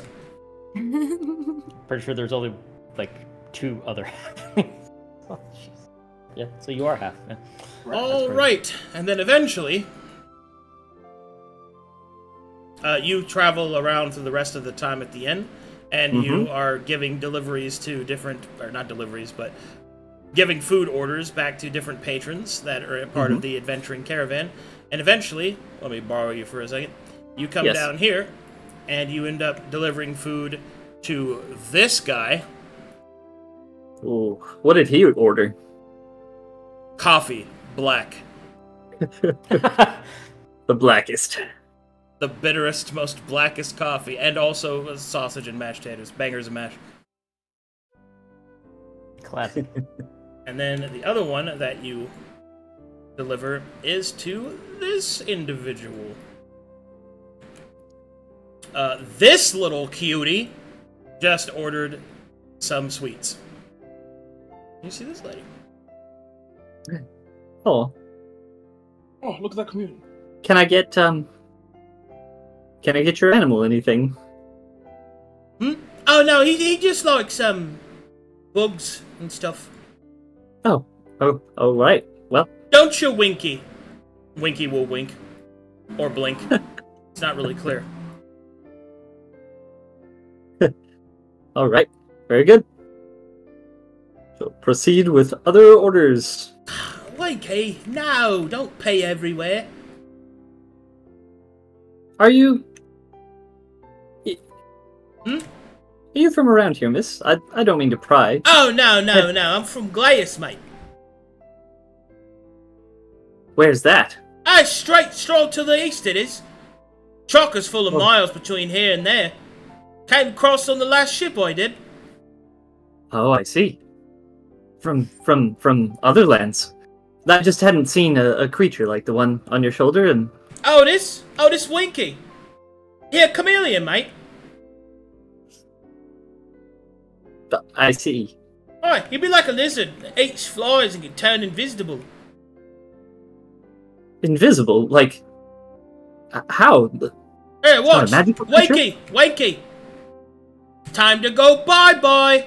And the chameleon will just disappear. Jenny will step back. Does it feel like exposure? Does that feel like magic at all? No.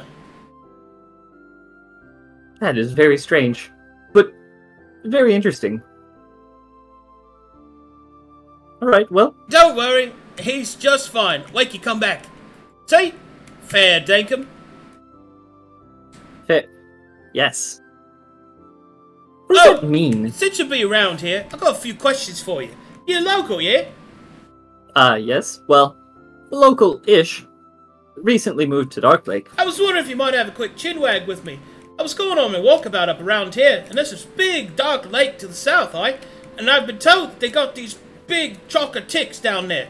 I was wondering, have you ever actually seen any of them? I'd like to take my hand at them. Will visibly shudder. I think... How wide does Winky's mouth open for bugs? Oh, it unhinges at the side, it does. I can fit my whole hand in there. Me arm, too. Oh, good. Well, he'll need it. The ticks around here are gigantic. Oh, did you hear that, Winky? Time to have you a right proper meal.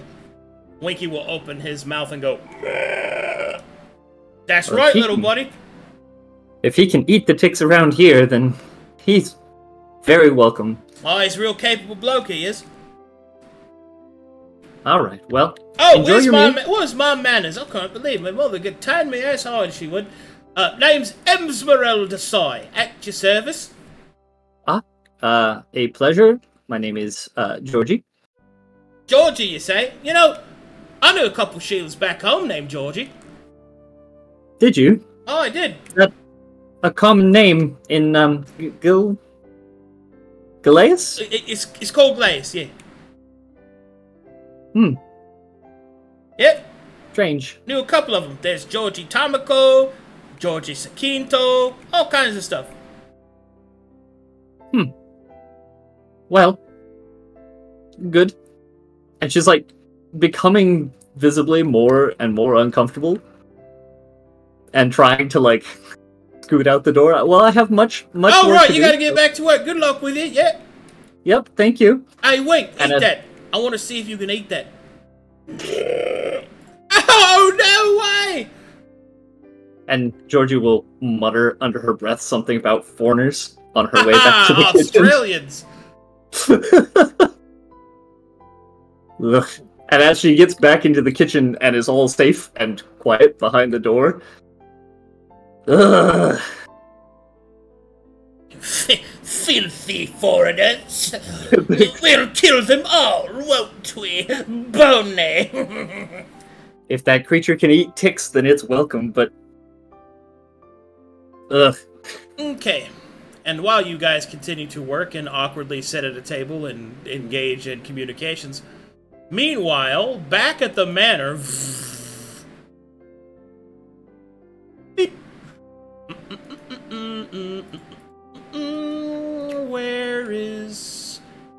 Where are they? Where are they? She was walking around. Where's Thorne? There she is, sorry. Come here, you. Ah, I feel yoinked by the forces that be. Come here. Let's see, let's put you right about here when it happens. I want to be in the room when it happens. I want to be there! So, whilst you're walking around the estate, you get to about here, when you see this.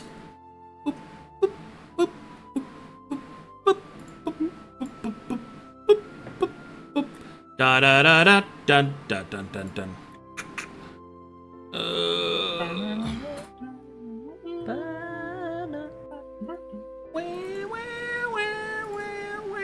Okay, here we go. Oh, mama. Y'all ready for this? Okay. I never am. You see this individual. You mean feel? Okay. Fair enough. You smell a familiar scent. It's blind sight, it's fine. Yeah. I feel it. Well, in that case, you probably have to be right here. It's fine. And you sense someone walking by, and their scent you recognize. Oh boy. Goddamn game. Let me... You see this. Or sense this. Oh, boy. I guessed. She'll look over.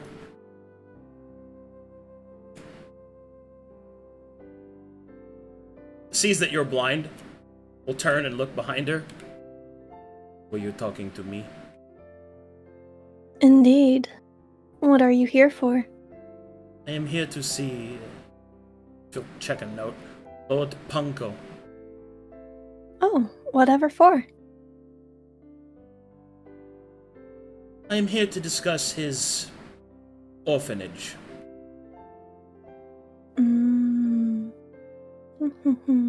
Would you like some direction?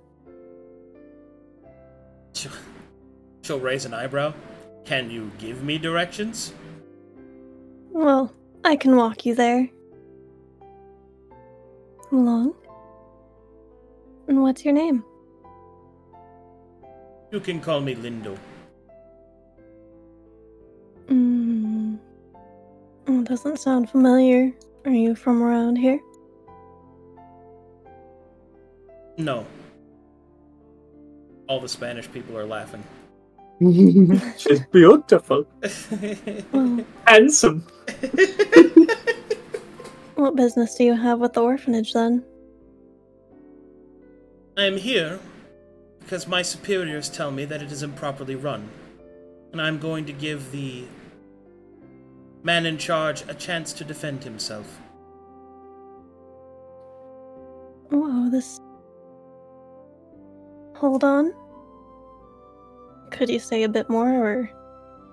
It sounds like quite a heavy accusation. I could, but I won't.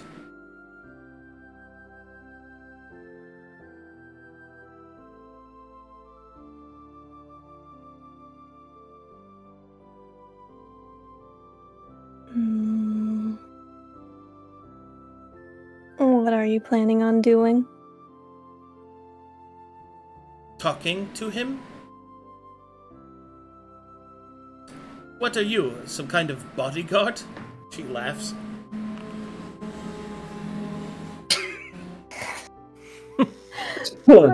These rolls, man. Sweet Jesus. That's a goose egg. No, Wonderful egg, Reevee. Imagine rolling that and it just deletes the skill from your sheet, dude. It might as well. Not today! Mind fractures. Feel that? Okay, well. Do mind yourself. There's a Corvin way to these things. We will start to wave. She will look kind of suspiciously at you when you say that. Why do you say there is a Corvin way to these things? Foreigners tend to come here and tell us how to do things. How do you know I am a foreigner? You said from your last name that you're not around. Yes, from here. You're not from here. As in Dark Lake. Where else could you be from? Find it quite strange that I tell you I am not from here and you presume I am from another continent. The last name would be more familiar if it wasn't. Oh, really? Oh, God, no, I can't let that one go. No. Oh, Jesus Christ. Thank God I rolled low. Fuck.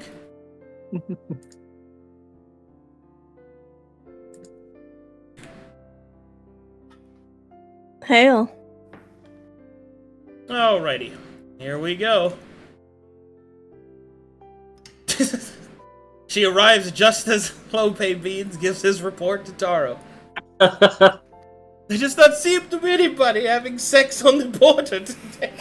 Nobody was getting puñeta on the border today, Taro. Everything seems to be in order. No Manuela today. No man. No Manuela. Welcome to Lord Pinko's estate. How might we be of service today? She will smile despite herself. Well, I can assure you I'm not here to have sex with anyone. Thank you. I am here to speak with Lord Punko. We'll check her note again. Is he expecting you? I don't think so. We'll have to see if he is available. Do you have any weapons on you? Yes. You will have to relinquish them before entering. Of course. She will take a fucking greatsword off her back. Here. I will hold it. Lope, will you please escort the lady inside and make the declaration? Absolutely. What may I address you as? My name is Kiliana Lindo. I am here to speak with him on the matter of his orphanage. Okay, follow me, please.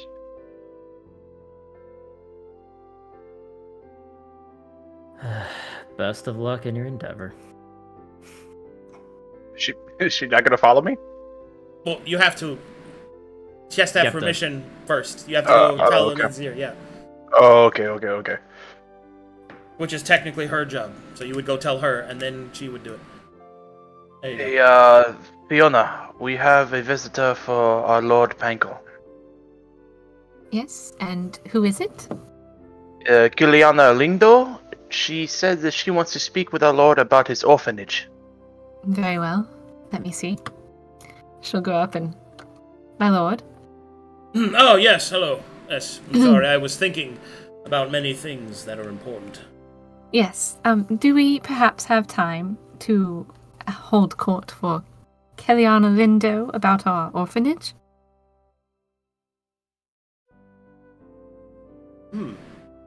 That sounds interesting. I do not have any knowledge of this person, but if there's something wrong with my orphanages, I should know about it. Please, tell her I'll see her. Very good, then. And she goes and says, yes, please, bring her in, Mr. Beans. At once. I wonder where that crow is. You will see while Lope is gone. Kiliana will move her eyes over you, Taro. Mm-hmm.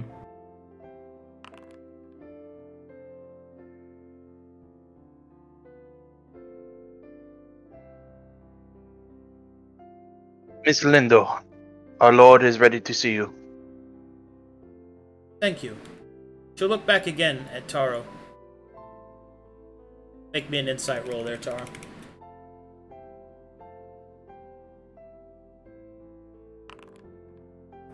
Yikes!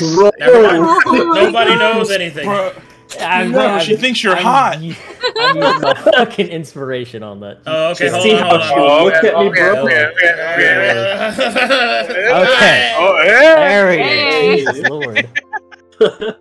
You see a slight flash of recognition in her eyes, but then a bit of doubt on her face as she turns to follow Lope Beans. That's Right. a mighty fine weapon you have. She'll nod, agreeing with something factually stated, and stop right there for a second. Alright, you two.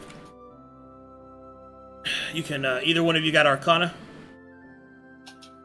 Nope. Okay. Martial. You can- Negatory. then you guys can make martial checks then.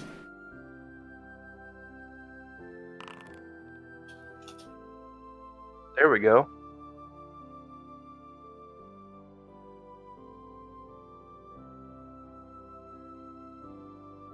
One moment, please.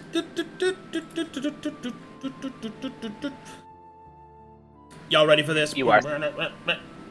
What'd you say? You are succumb to the sword. Oh, okay. Let's see here. Let's see.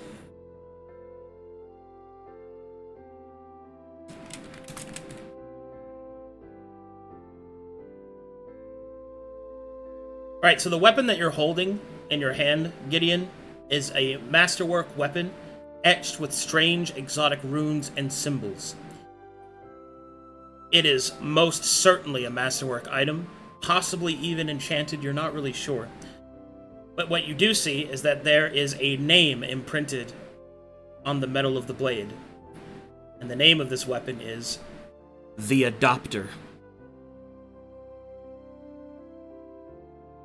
Huh. Interesting name for... What's named? No, it says the Adopter.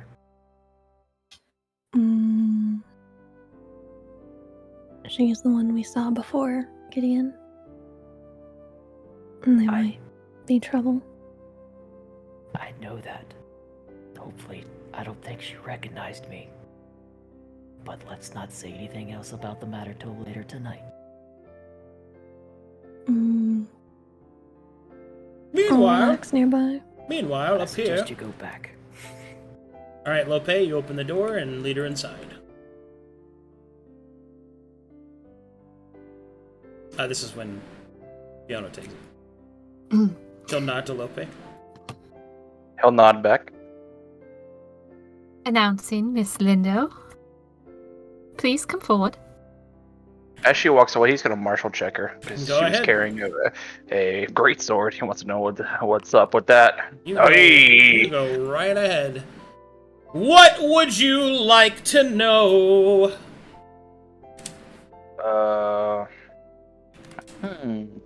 Special abilities.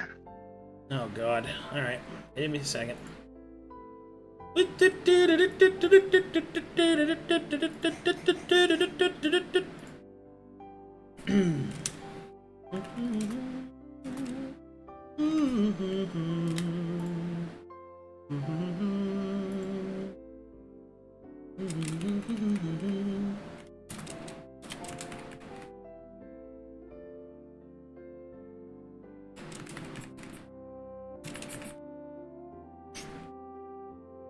Then there's this one, which is this.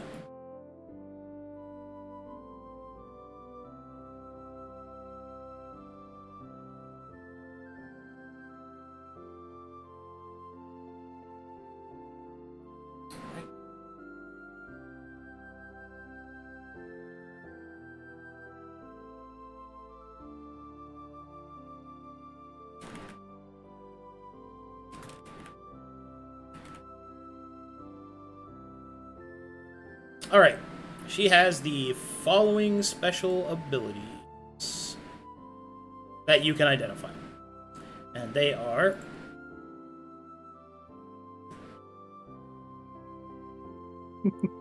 My God.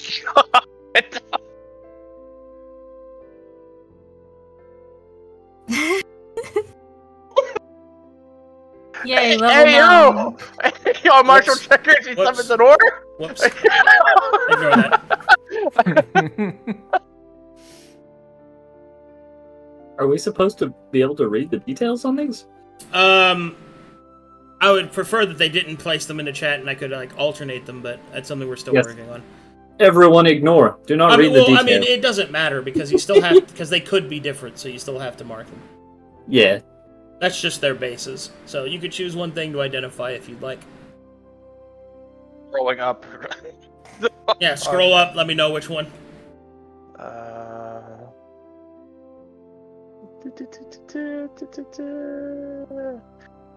Tell me about Hand of Ruin. So, Hand of Ruin does the following.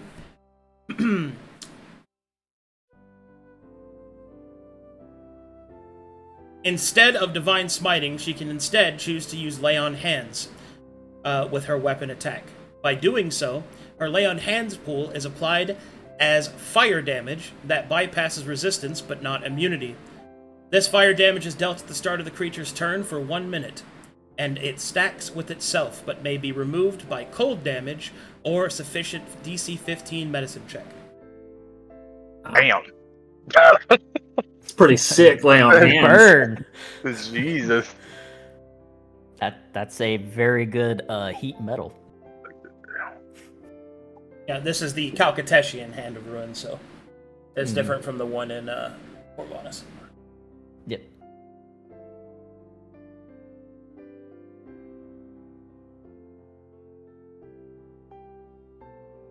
Do I also get to learn what season is she, or no? She is a level 9 character. Roger. She will step forward and stand before Lord Panko, who will look down. Greetings, Miss Lindo. How can I help you? Kiliana will give a slight bow and will state, My lord, I have been sent here with a very expressed purpose. Your orphanages are abysmal. They are a failure to their purpose. And I am imbued with the command of my goddess to see them made proper, efficient, kind, and a home worth living. Sir Panko will just stagger backwards at such an accusation. Well, Miss Lindo, I would like to see your evidence to state such a thing. I spend a lot of money to take care of my orphanages. It's one of the projects of my heart. She will hold up a hand. My lord, you misunderstand. I did not say it was your fault. I am well aware of the amount of money that you spend upon them. I have already done my preliminary research. It is why I come to you with no weapon in hand. I believe you to be a good man that seeks to do more than his fellows of his colleagues. I have come to tell you that they... Sorry, there's people driving. Give me a second. That they are unacceptable. I believe it is because they are mismanaged, or there is corruption that you have not yet to have seen. Panko will scratch his beard. Are you sure? How do you know? My lord, I know. I would need a little bit more evidence than that, my lady. Very well. Do you know of a man named Jonas Kalal? Oh, Mr. Kalal? Yes. I believe he runs my orphanage in Alderfife. A smaller one, but one that does very good work. He is dead. Oh no! What happened to him? He always did have that terrible cough. I killed him. What? But why? Why would you do such a thing? He was taking advantage of the children entrusted to his orphanage. My lady, he would not do such... He did terrible things to them. Things I shall not utter. His death was painful and horrifying, as much as the will of my matron could be. My only regret is that he died too quickly. I have brought the evidence of his ne'er-do-well, and a ledger will be passed to Fiona. She will take it and glance through it. Okay. At first, you're like, this seems pretty all together, but then you are a rogue and possess thieves' cant. Mm-hmm. And you notice that there is a code to these ledger books, and after you read through it, quickly skimming it, it becomes clear as to what you are looking at. This is not a ledger for the upkeep of children, but rather of their sale. He was selling them. To what purpose, one could only imagine what darkness would compel such a thing. Mm.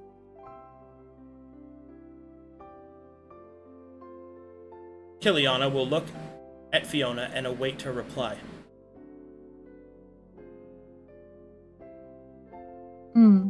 Yes, my lord, it does appear that the ledgers, were not quite for the upkeep of children.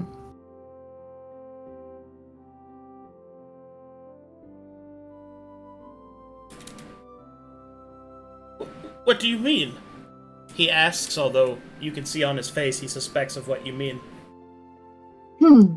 Well, unfortunately, it appears that he was using the money to promote their sale. Lord Serpenko will put his hand over his heart, shock across his face. Oh my goodness! It is at this point, Kiliana will take a softer gaze, and will lower herself to one knee. My lord, you have the power to make this right. I had come on behalf of my goddess. These children must be cared for, and I believe that you are a good enough man to do it. Please, let me cleanse these establishments of their evil, and I will assure you once I am done. But I do not know you, my lady. Your accent denotes that... I think I've heard it before from Saphira. Are you from Saphira?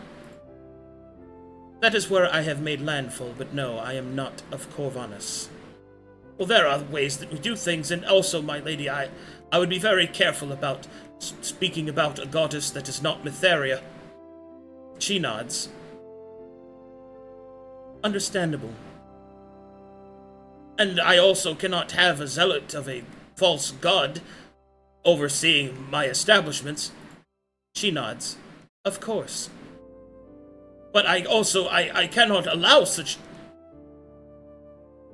Do you truly believe that there are others doing this? There is some evidence of other nefarious deeds. I will not know of it until I have properly investigated. I understand that you cannot be known to have allowed such a thing, so I shall do it with or without your permission. If you must, say that I am a brigand that has gone against your wishes. You are a good man, bound by politics. My quarrel is not with you. I ask only one thing. And what is that? Don't let it happen again.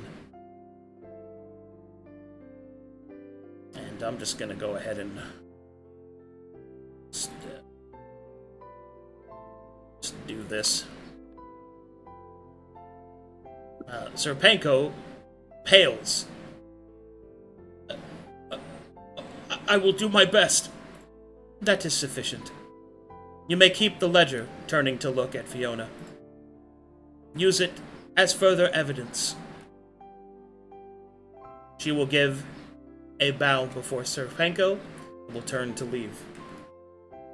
Arcadum, I didn't want to cut in, but can I insight check him when he seemed shocked about the revelation of the kids being sold? Sure.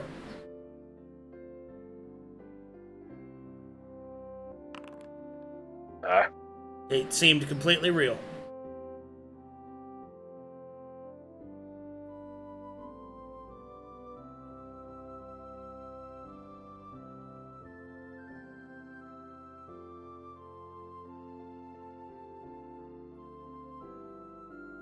She will hand out her hand. She will hold her hand out for her weapon.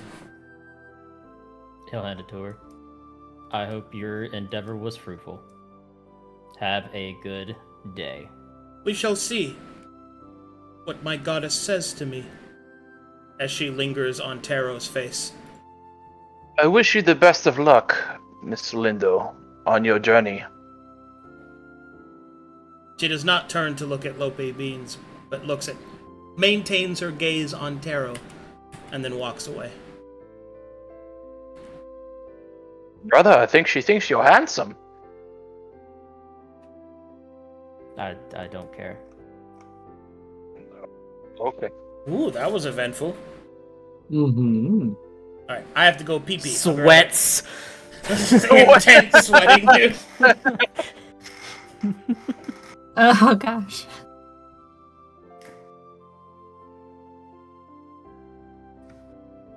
See, the mustache works for me, Kyle.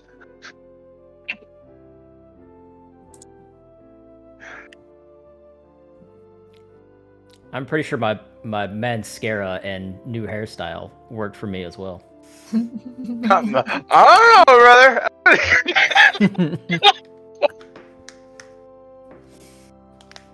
Certainly wasn't her garbage roll.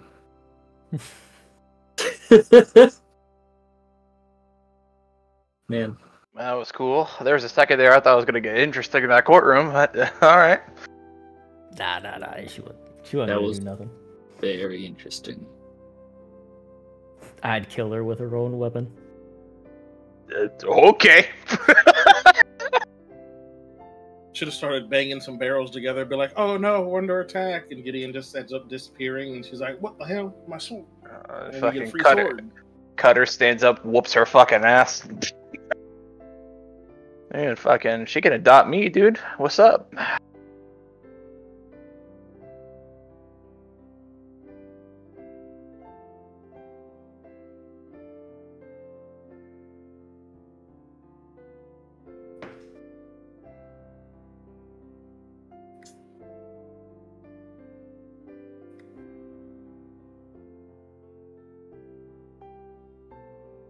So, Taro, while you were looking at her weapon, you notice anything interesting? It had a bunch of runes on it, possibly enchanted. It did have a name on it, though. He is definitely a seasoned warrior at that. Very capable. Of that, I don't doubt.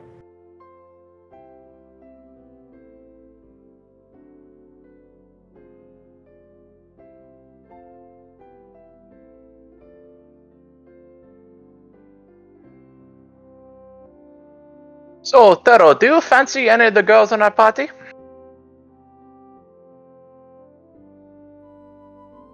No. Ah. I figured you would, so how close you are to Thorne? No. There is only one lady I fancy, and she has only presented herself in my dreams. Then who presented you in dreams? I don't know her name. I just know her face. What's her face? Why do you care?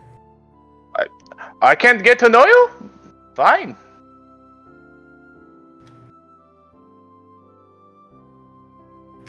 I've only fought on the battlefield many times. I love walking around this new wireless headset because I just overhear shit like that. Continue, please. Do you like anyone?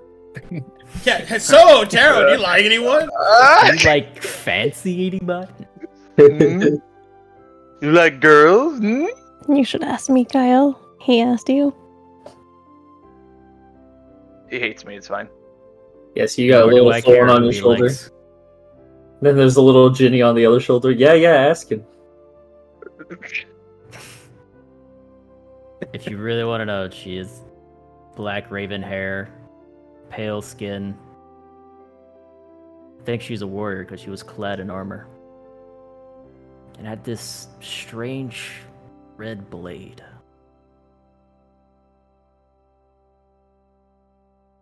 The most beautiful woman I've ever seen.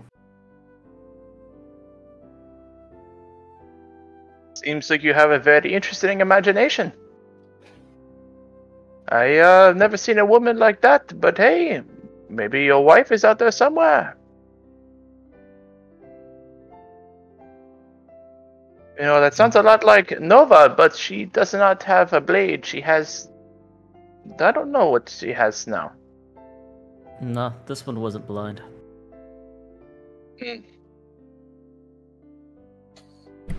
Fair enough. At least I don't think so. She didn't look blind.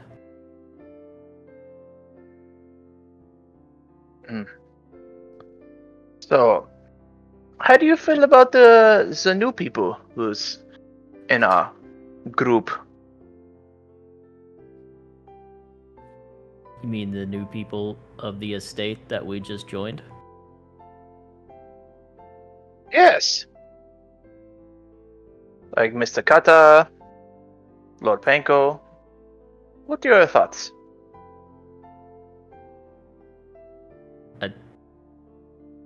They're okay, I guess. Wow, so descriptive.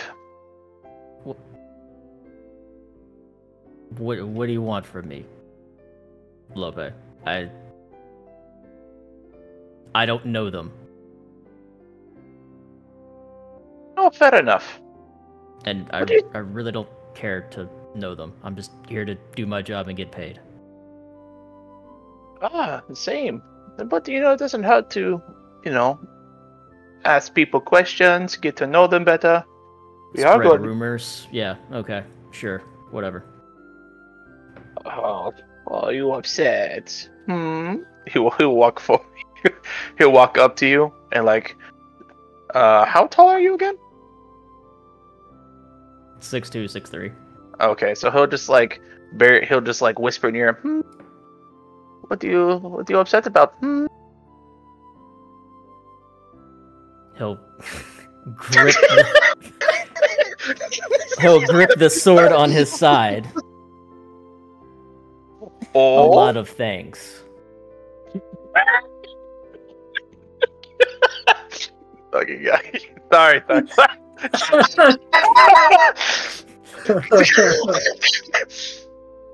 So tell me what you're angry about, Taro.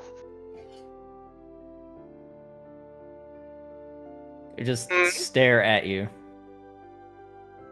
Now's Is not the time. We're Oh, working. someone behind me? Is it me you're upset about?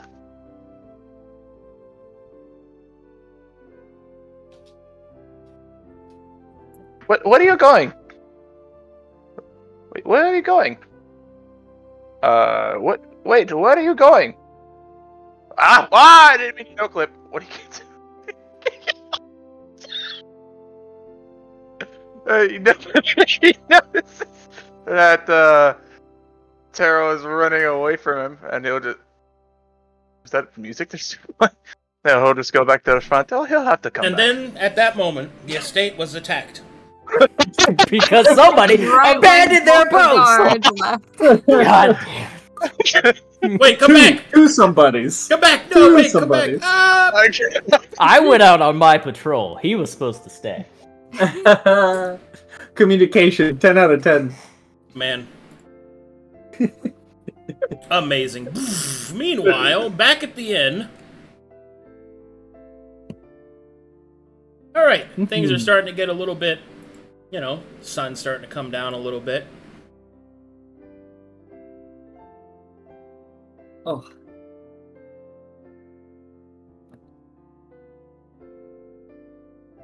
Mr. Pops, do we have evening patrons? I think I can handle the rest of it from here. I can handle most of the drinks, and we don't really do late dinner.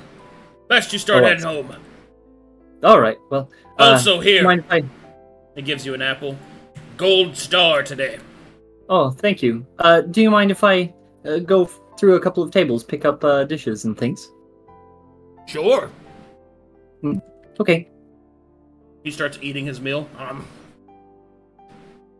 Look at all this role-playing I'm doing. Nom nom nom. And she'll come in and go to this halfling. And This lady is asleep in the chair, stomach extended, 6 plates piled high. What a halfling. Take the plates and sigh. Alright. And move on to the next one. I hope that one guy in YouTube that hates hearing me eat heard me eat all of that. Nom nom nom nom. Everybody point at that guy and laugh at him. We'll come in here with a pile of plates. If he would just purchase the battle pass, he wouldn't have to hear it. You'll see that Emeralda Sai is petting her chameleon. But it's asleep right now. We'll pick up the plates that had sweets on them. How was everything? Oh, it's chock is full of good, mate. Oh, good. Well, I know you're looking to look for the ticks and everything, but have you seen anything else interesting in your visit through Dark Lake recently? Well, now that you mention it, our caravan master, he warned us to stay away from the people outside of town. The lepers and all that. Thing is, he even warned the people that are, like, unable to get leprosy. Like that Barty fellow. Yes? Yeah, it was straight weird, mate. I've seen some of them. I was also told to avoid them. Have you seen them yourself?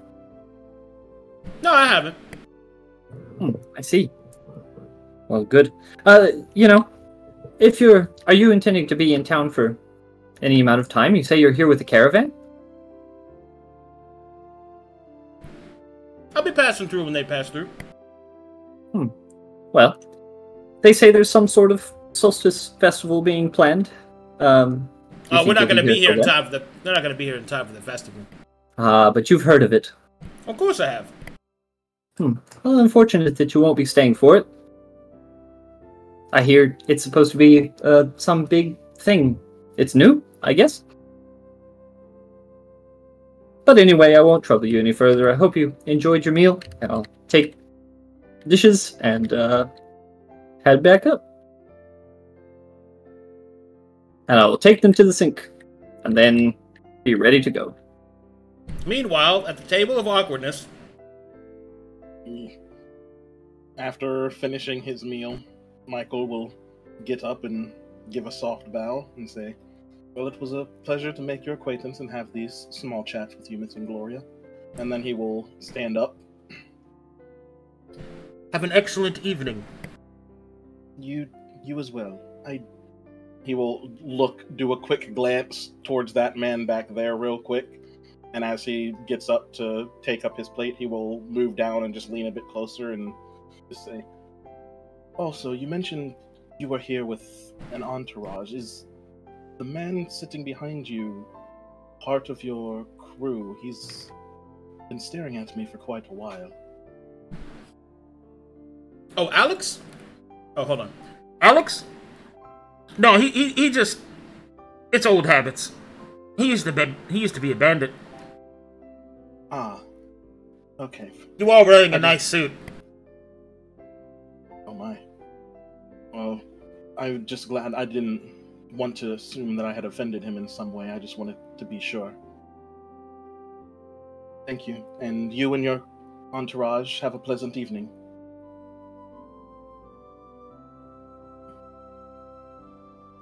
You will do one quick look at Alex as he makes his way out front to sit coolly against the rail until Jenny comes out. Who's right there? Oh look, she's already here. About time? Ready for a walk home? Do you not still wish to speak with that doctor fellow you mentioned? Or do you think it's too late? Well, I imagine I will probably get a response in the next few days. He's probably very busy, but today there was work, so I tried to make the most of it. You know, gossip with the locals, ask them if they've heard any rumors lately, and such. I did the same, but it didn't seem like the people at the table knew. You talked to one person. Yeah, I know. He talked to one person. That's a lot for him. And then he avoided the other one because he knows this man and doesn't know that man won't accidentally say wrong things. Hilarious. To be fair, I only really talked to one person as well. So it's so funny to me. It's like, they didn't really tell us anything. You talked to one person. You were sitting in that inn all day, and you just sat with one person. Yes. Mythos. Talk to the obviously evil guy. That's a lot for me. I got the impression that you were more extroverted than you show yourself to be. What would give you that impression? I don't know what gave me that impression. I'm not good with people, but I guess now I know. Did you notice anything particularly interesting?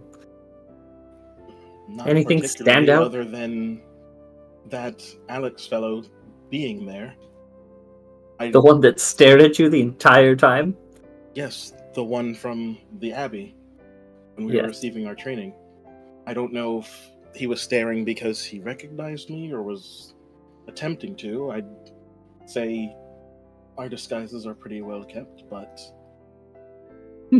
it did distract me from peeking further into the goings-ons of other people because I didn't want to risk him noticing who I was.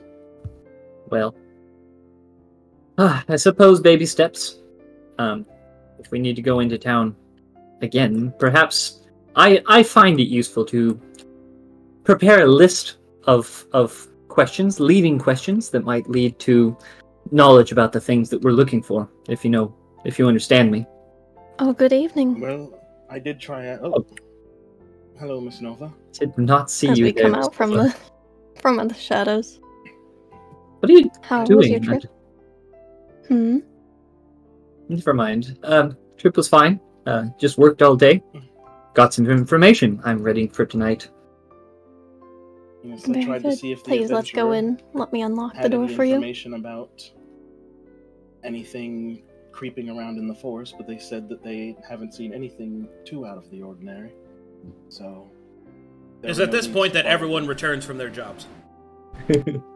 Yay! In the forest. Well, I suppose we'll talk more about it in the meeting when everyone is here. I imagine today the court was uneventful. It seemed boring enough when we left. I assume it was only small interactions coming forth for more menial tasks that require the Lord's rulings.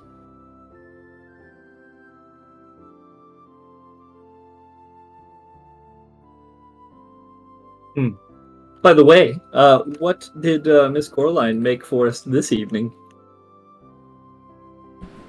She made all of you delicious shepherd's pies.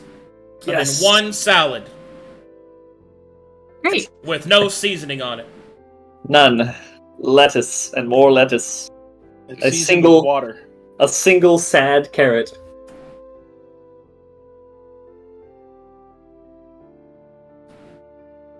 Ginny will stare at Fiona's plate and a sly grin. Fiona will eat it with gusto. Shakes head, frowns.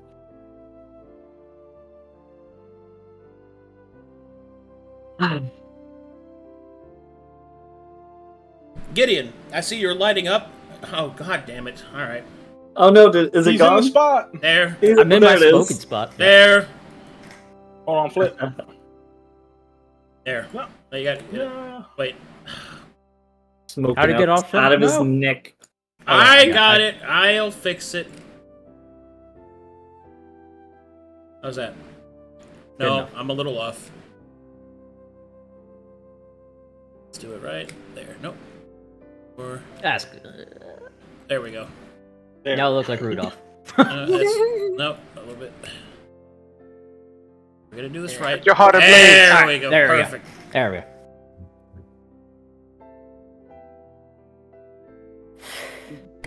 Before Lope goes inside, he'll stop and have a conversation with Taro. Taro, do you have problems with me? He'll do a long drag. Yeah. I do. What is your issue with me?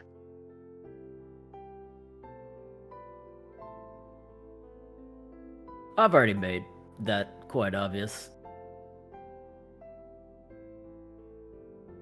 I don't think so. What is your if I'm unclear, let me know. Are you just your issue with me is that I saved you and you didn't die? Is that your issue?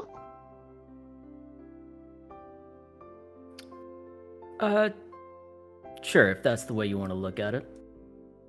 I don't I'm- see it that way. And then tell me how you see it.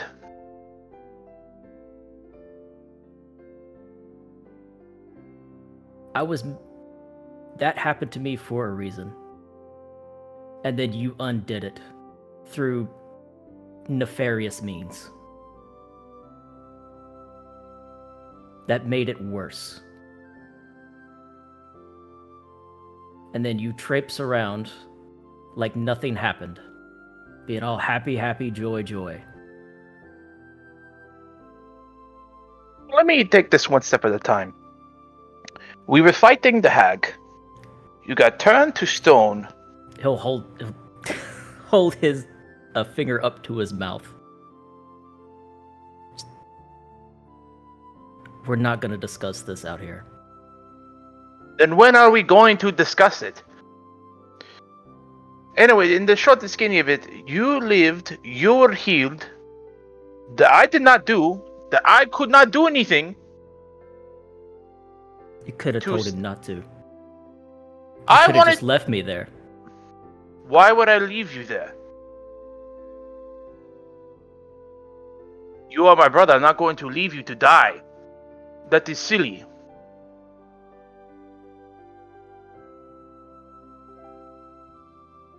Or you wanted to die with our old captain, even though she sacrificed her life for you? Yes. She might not needed to have died if you would have just left me there.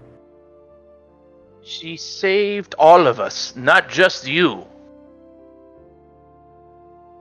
She died saving all of us. I don't understand why you think you were alone and who she saved. Without her, we'd all be dead. I'm aware of this. but she might not need die had you just left me there. You did not need... You could have told him to not fix me with his...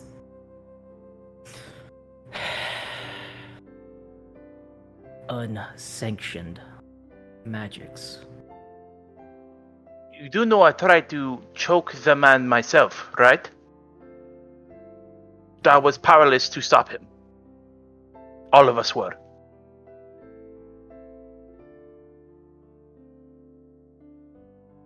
We woke up in his house. None of us were able to move. I don't know what play you think I had in that. And when I woke up in that area, our old captain was already ash. And I had a decision to make. Possibly run for my life and risk it, or save my brothers and sisters. Or sister. I chose to save you.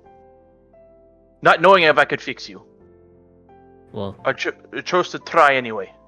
next time, don't.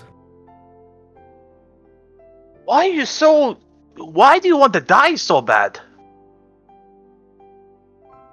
I wasn't dead. You might have well have been. You were stone. And that was supposed to be my punishment. Or what?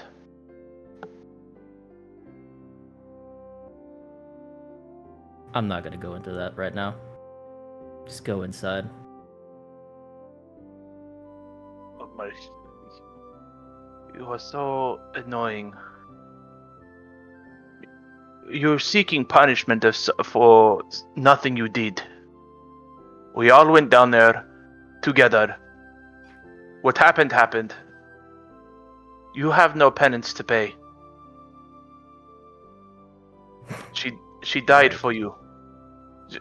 What penance do you want? She wants you to live and be happy. Well, you wanted to be in stone and stand there? It's not like you can think. Your brain is stone. It's not like you can think or do anything. Lupe, it's not like you're in jail. Go inside. Oh my god. Please.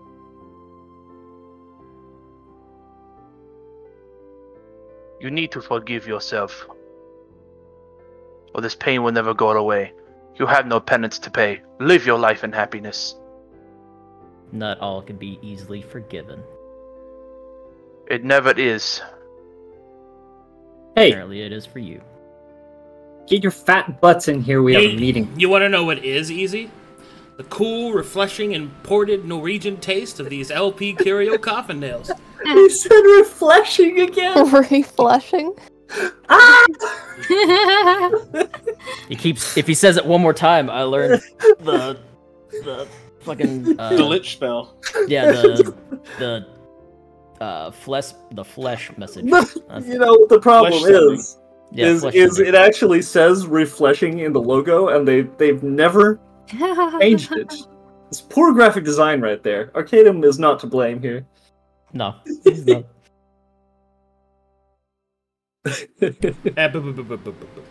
Mhm. So what's for... Looks like you're out of coffin nails. All For now. out. This is my last one. No. Oh yes, now the I'll have to get addiction some more. arc. I'll have to get a few more packs from town later. Lope, Beans, and Taro, you are both presented with a plate of cold shepherd's pie. Thank you for the food, Georgie.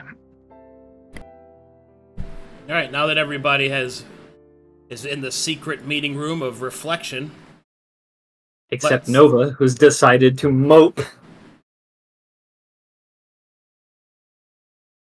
What?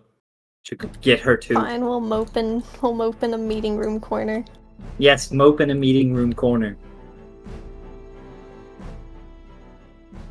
all right, let's Okay, go. now everyone's here. Alright, who wants to start? Did anything eventful happen today? Nothing on Or my some end. of us.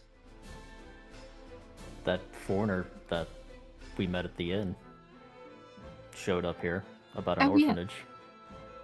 A foreigner? Mm, You know, the This one we met was- on the road, and then we met at the end, the one we were told to leave alone. Before you met me, yes.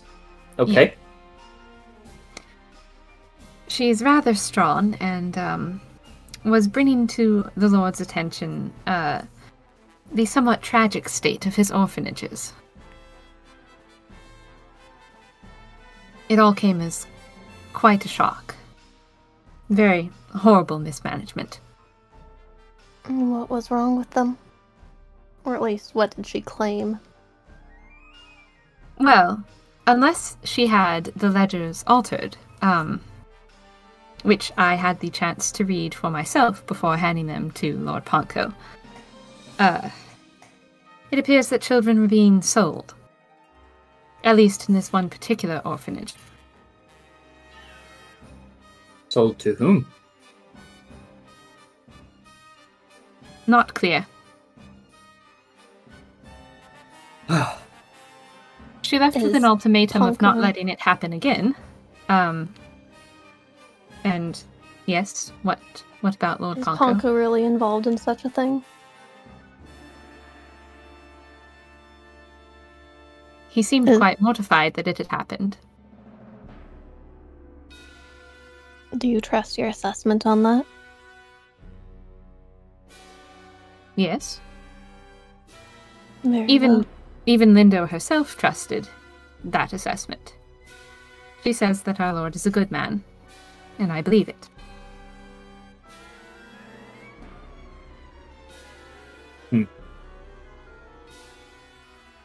All right. But she may be, I suppose, in the area, conducting further research into the matter. So someone to watch out for. I would stay out of her way. Well, on the topic of foreigners being in Dark Lake, there is a caravan which is passing through.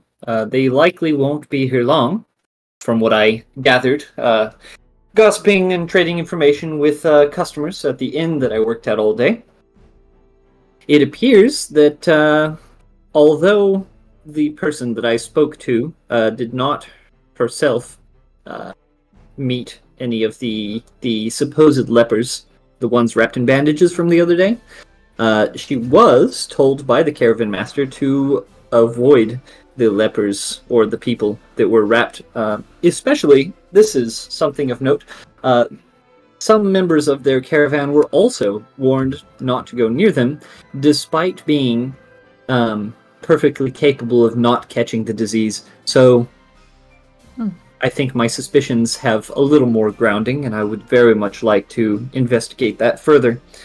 Beyond that, I inquired about the solstice, and at least this caravan does not seem to be interested in the solstice festivities, and will probably not be here that long. But that's what I've gathered.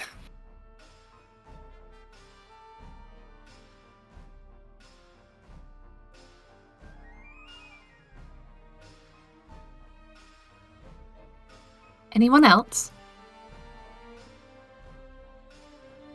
Nothing particular was gained from my time at the inn.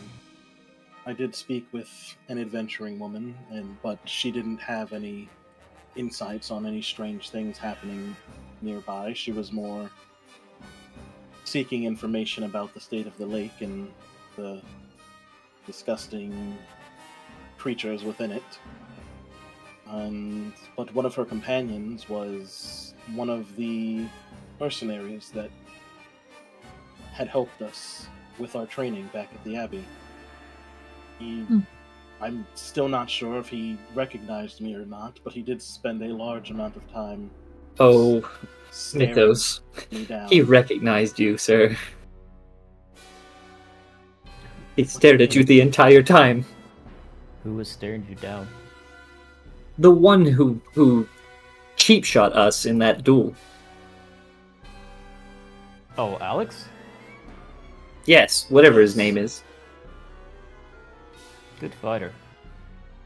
If you call it that. I mean, But he yes, won, didn't he?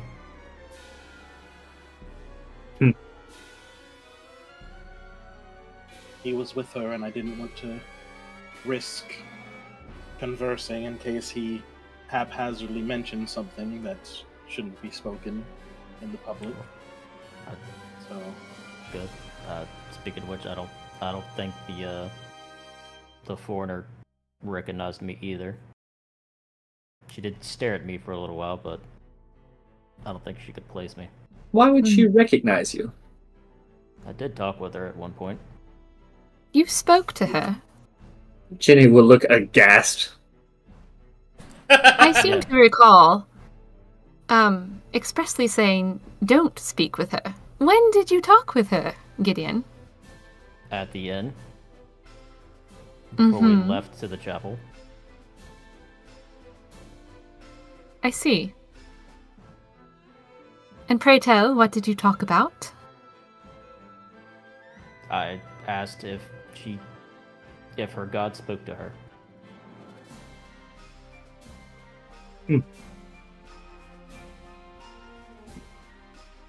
And? She said what was yes. her reply? And you just took that at face value. You trust this foreigner and her views, opinions. I don't know why she would lie about it. Why did you need to ask? Everyone lies. I was just curious. Mytheria hasn't exactly spoken to me, so I was just curious as to what it was like when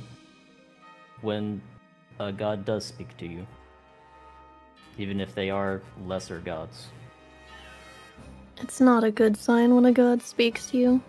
The fact that Mytheria has no need to correct you for your actions is a good sign.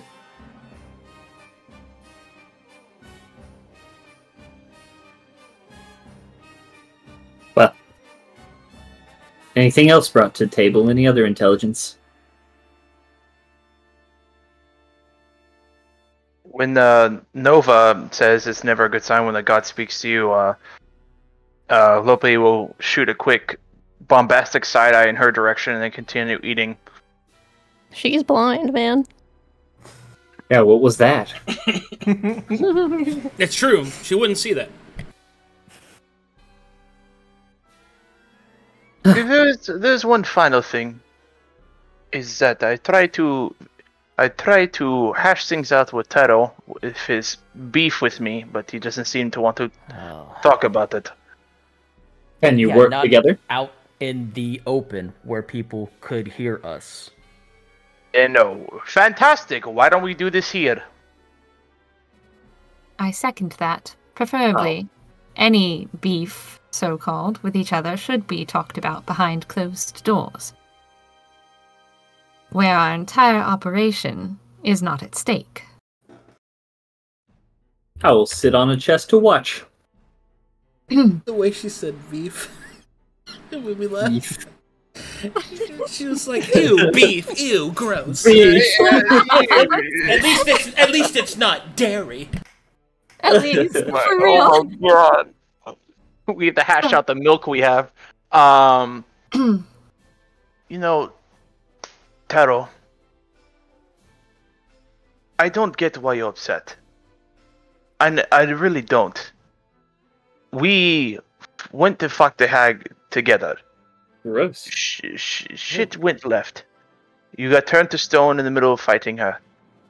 Then, at the very end, Ariel sacrificed her life so we all may live. I woke up in, I don't know how to describe it, the area full of bright colors. I think it was a ley line, I don't know. I was somewhere. I didn't recognize where I was. But I knew I had a choice to make. Either I try to drag you out in another way or go through this portal in front of us. No one was awake. Elio was turned to ash, and I had to make a decision. Then I woke up in that man's house. I was the only one awake. I tried punching others awake. Nobody would wake up. He then begins to tend to my wounds, I am powerless to stop him.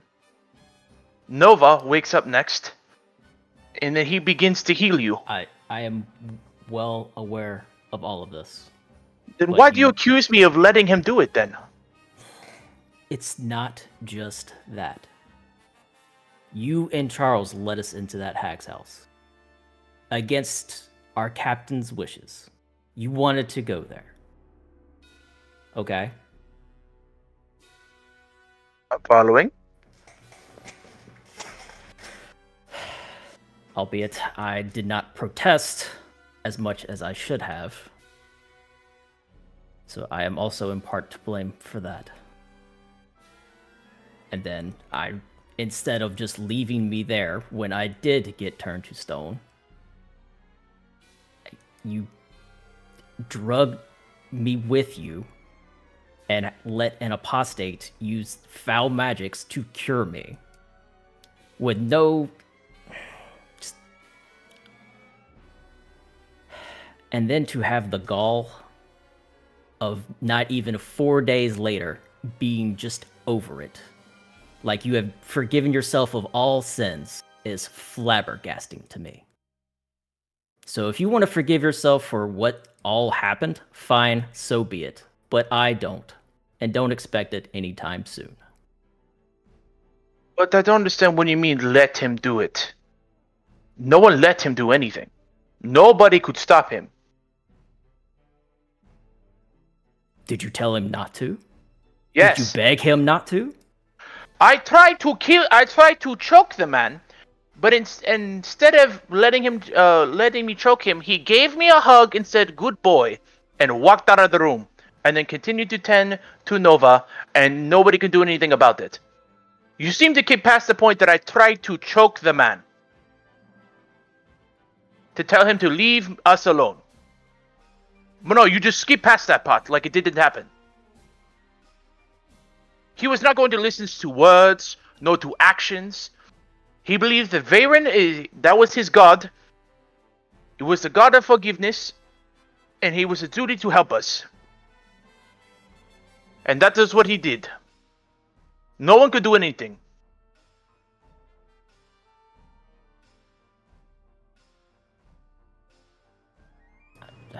I'm just done arguing this point with you. Just let it be. But why are you upset that I worked on what I think I can do to forgive myself? I cried and made a vow in that room, and we were there for weeks. Not 4 days, we were there for a long time. Between that and going to the Abbey, we were there for a long time. It was not just 4 days and forgiven. No, I sat there and I cried over her death. While you were turned to stone, but you missed all of that. So you just believed that I woke up one day, it's all good. That's not what happened. I cried for her death. I was sad because I did not treat her the right way. Honestly, me and her butted heads more times than I can count, and I did not treat her very well. Honestly, it's saddening, but I kind of treated her like shite. And she died for me. Anyway. Mikael Grace. Clasp hands with me. And she'll hold her arm out. Do you remember back at the chapel? There's a thing that happens when two casters in the light clasp hands. She'll hold her arm out. He'll hold his arm out.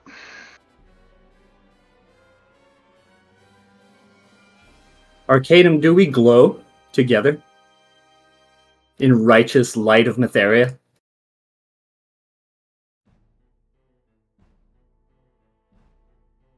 He's muted. I was in the bathroom. Sorry. He's pooping. I was trying to time it so that I wouldn't Yeah.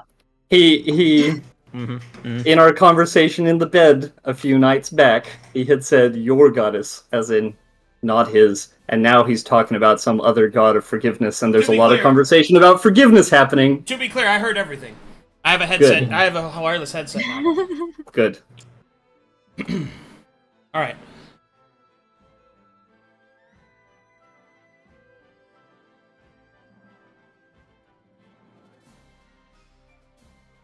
He glows with the energy of an orc.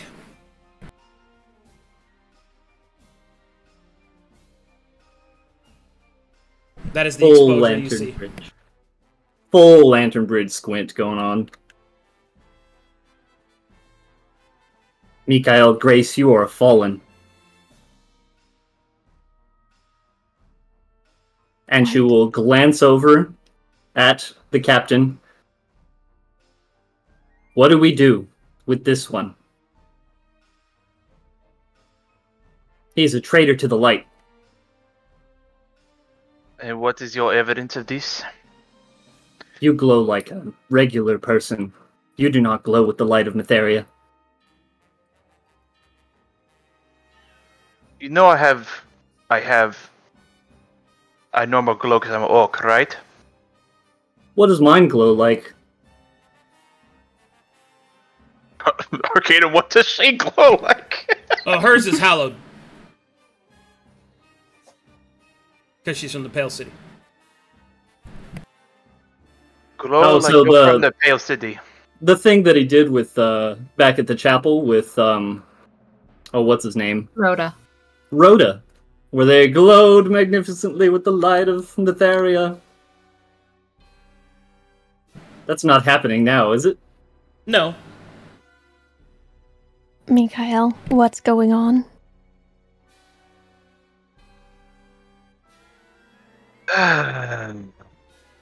Blame yourself.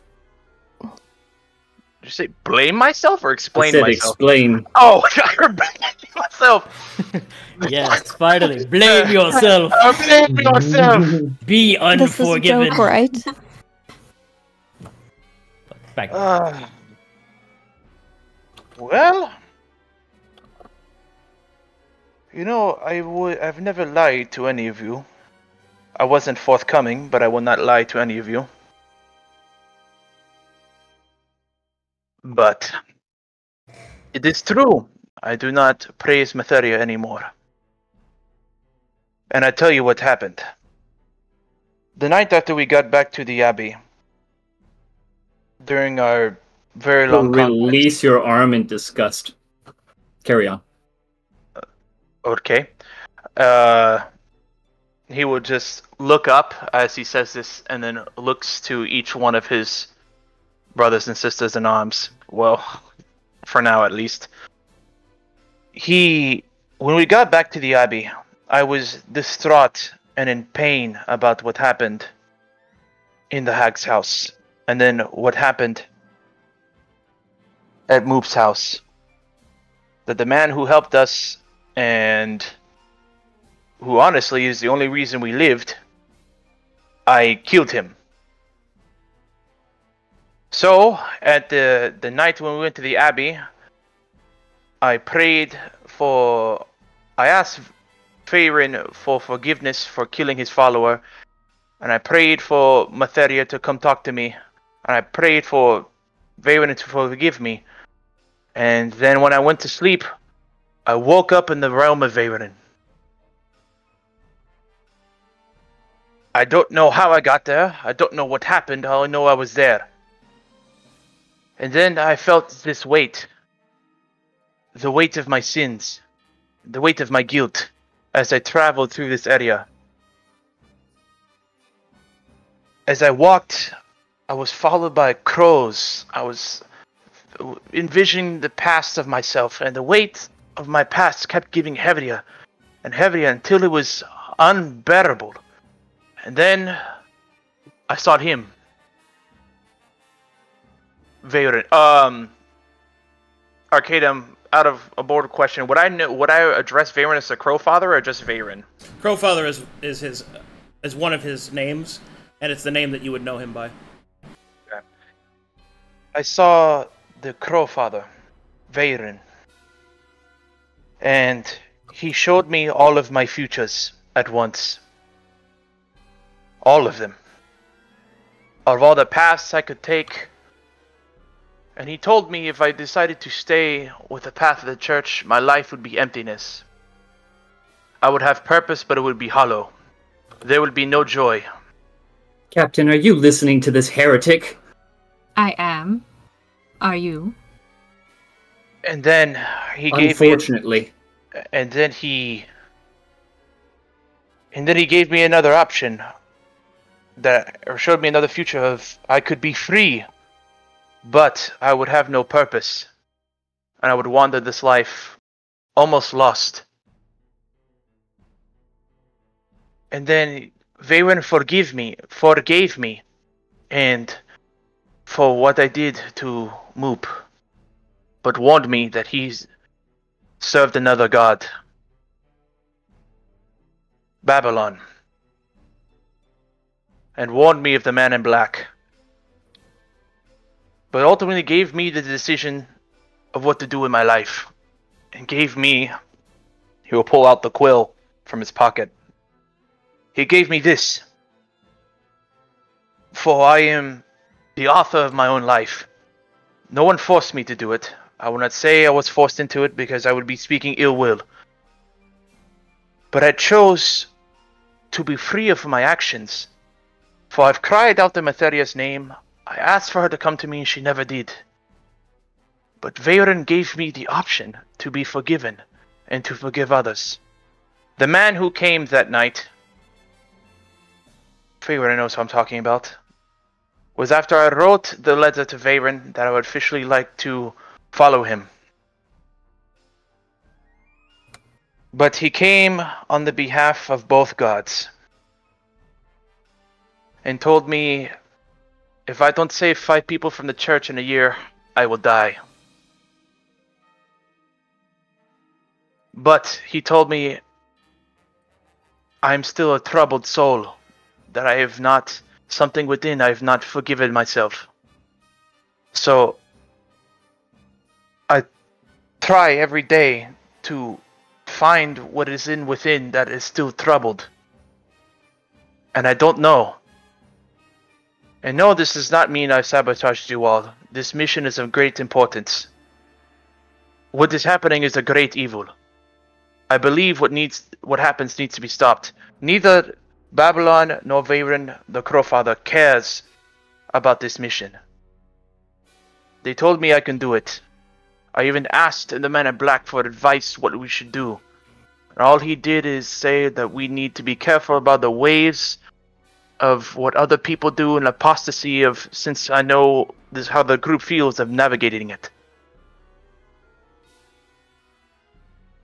I am still your brother in battle and in arms. If you don't like me anymore, that is up to you. I mean you no ill will. I am still willing to fight and die by your side for this mission. For there is a great evil at stake that threatens us all, regardless of the god we worship. Gods or goddesses that we worship. Ginny will lower her spear and give the floor to the captain, with very judging eyes through the slit of her helmet. Yes. Fiona will watch you lower that spear, and will judge you right back. Genevieve, I must say I'm quite disappointed. You keep trying to disturb my team.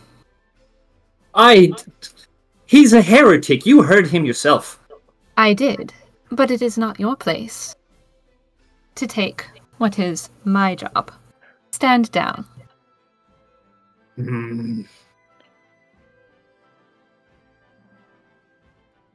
Mikael, you weren't supposed to listen to him. You didn't need forgiveness or whatever. What?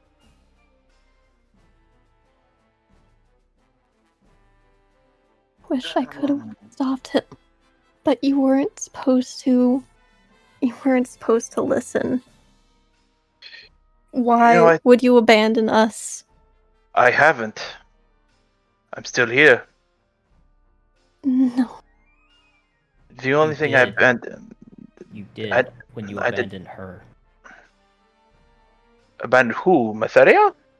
Yes, your goddess. You know, Why is it that no one's heard from her? I don't know. But hopefully one day we can fix that. Because we don't need to. She left her writings very clearly what needs to be done. We have what we need. But we can fight and die and do things in her name, just like I did. We killed many people, burned down villages, built down houses, almost died multiple times. But when we cry out her name, she can't tell us anything? Keep We just your have to have... voice down. But we can't get the simple message. Gideon has been praying to hear her name, dying to hear something. He is in a crisis and she can't give him anything? Is your faith only measured by what you can be given, rather than what you can give, what working together I did make give. things better for other people?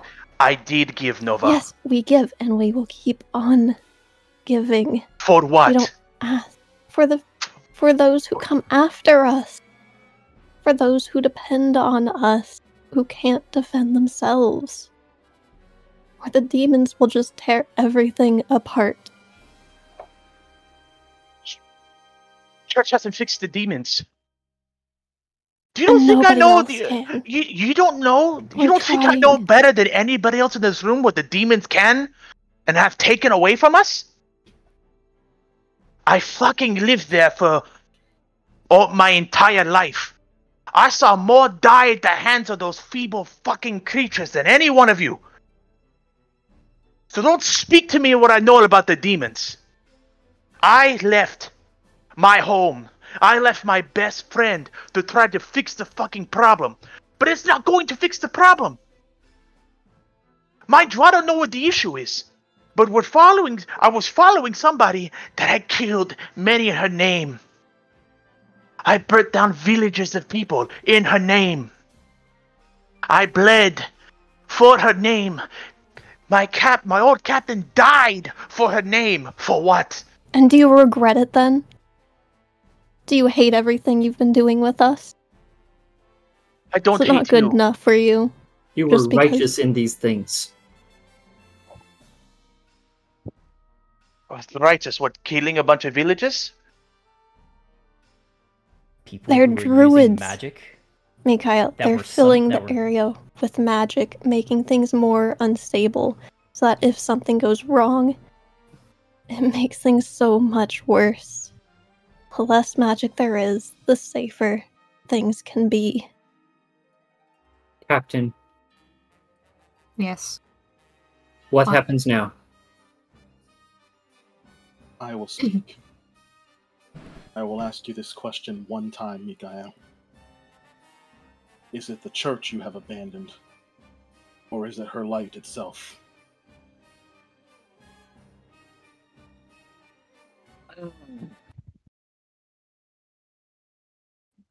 Good question, Mythos.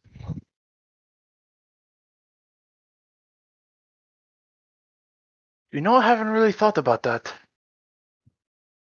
Of all the things I've thought about in these past weeks, that hasn't been the thing I abandoned.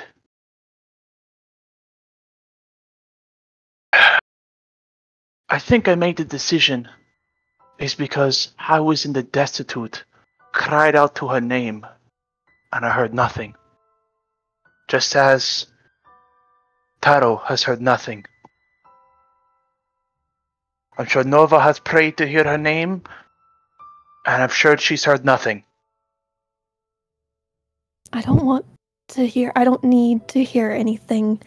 Gods in your head are just a mess. What's important is working together, people who matter, and making things better. Gods in your head are not a mess. I was given freedom. You don't know what the weight of your sins feels like. You don't know what it's like to be freed of the guilt. I was finally given freedom to choose. I was forced to a life described of death. No one in the Waste lives very long. I try to live a better life, and then I just get told what to do. So you mean to tell me you abandoned Mytheria and all your beliefs to feel better about yourself?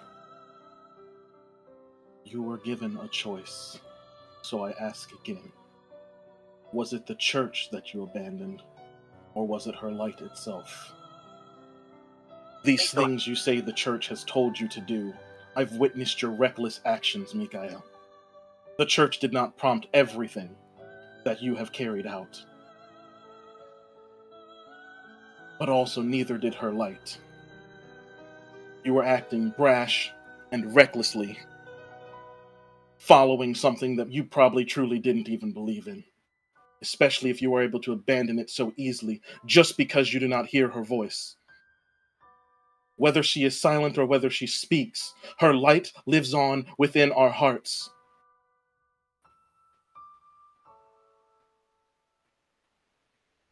And I hope she lives in your hearts forever, Mythos. I will not denounce you for your fate. Your fate is your own to claim. I am not to speak for all of you. My life, I was free to choose. I still find you all hold near and dear to my heart. I will not fight you. I am with you on this mission. Regardless of who we praise. As I say again, this needs to be done. And after this mission is done, if you want to turn me in, so be it. Kill me even. But this is important. For all of Corvanis, this needs to be stopped. I will not preach Farryn to you. It's either that or let me go.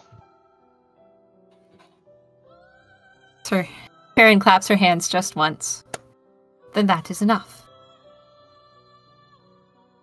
To preserve the mission, I say we must all stick together, whether or not we all believe in the same thing. As of right now, that is of no consequence. Doubting is natural. Searching for further answers, also natural. And perhaps, as you continue down this path, you will see the error of your ways, Mikael, and you will come back to her light. And if that is the case, then at the completion of this mission, I will stand with you, for I know what it is to doubt, and I know what it is to leave behind what you have learned in favor of something that gleams brighter. But if at the end of this mission you are not already dead and still wish to follow your false god, then you will be taken by the church for judgment, as is proper. At that point, it wouldn't matter anyway. They would just make me a caged animal, and I would die by Babylon in a year anyway. Yes, doomed to die, in fact. But, and she will address the rest of the team, it must be noted that we do not have the time or the resources to just willy-nilly fight amongst ourselves. We cannot simply kill him. We do not have anyone to replace him. We cannot simply exile him to justice at this moment, for the same reason.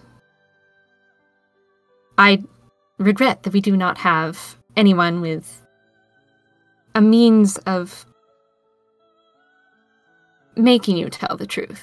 We can only take you at your word, that you will not sabotage the mission, and that you will fight for the same things.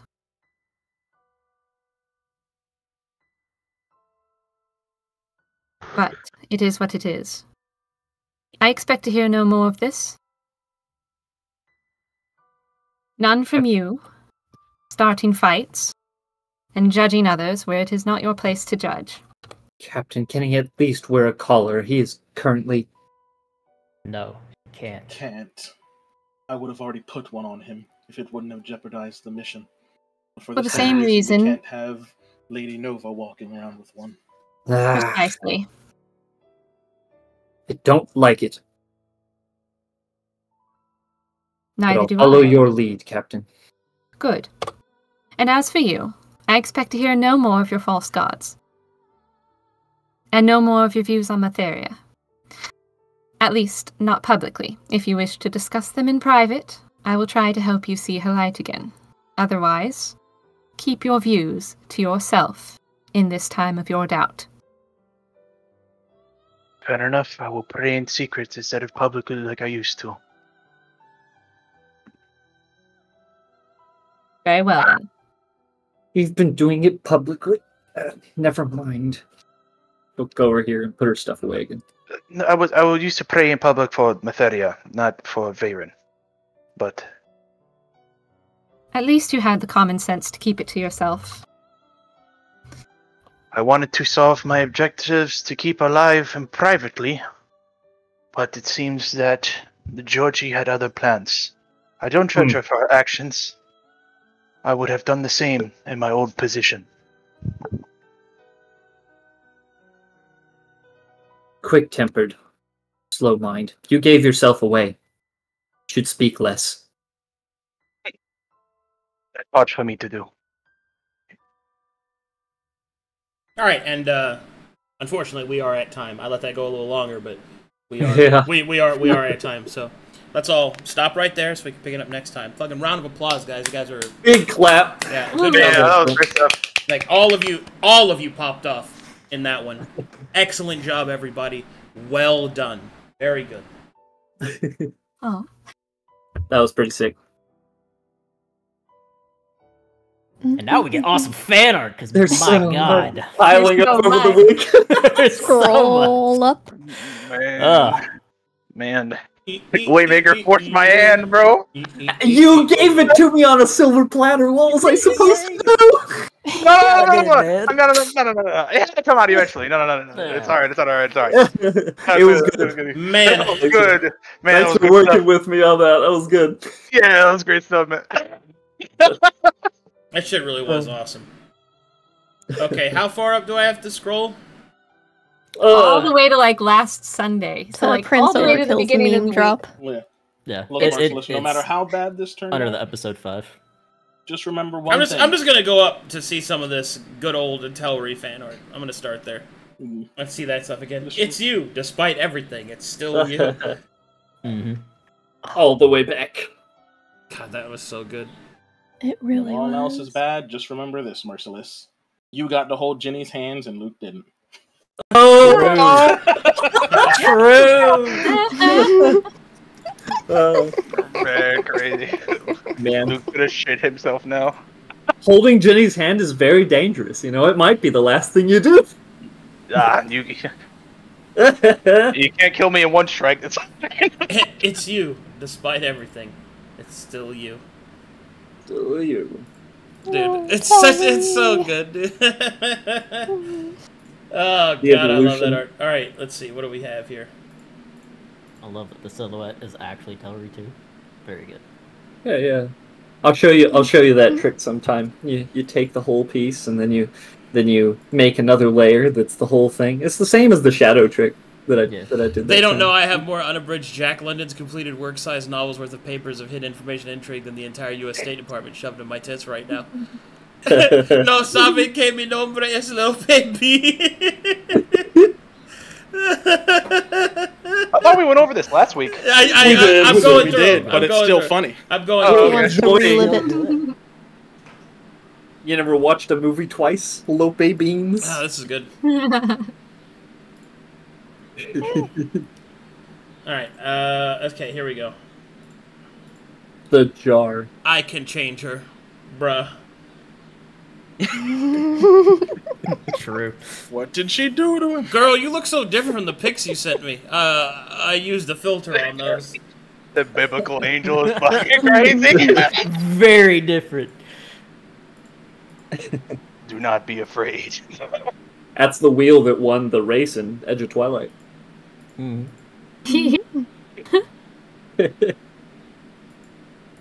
Oh god, Prince and his wife. Prince and his Yes. wife. It's an absolute win. Dose art, very good. Dose's version of Lord Death, very cool. Heck yeah. Look at how big I am. A Look at that skice. 7-pointed star. That's I know. That's not what you want to happen ever. No, that it's not. that would be Sure. so. Bro, if Violet started pouring out of her eye in that room, I would have had a stroke out of character. Just throw it to the floor.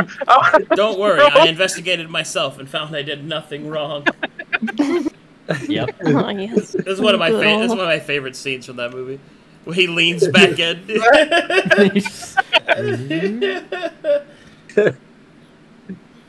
Man. Believe in something, even if it means sacrificing everyone. Just do it, comrade.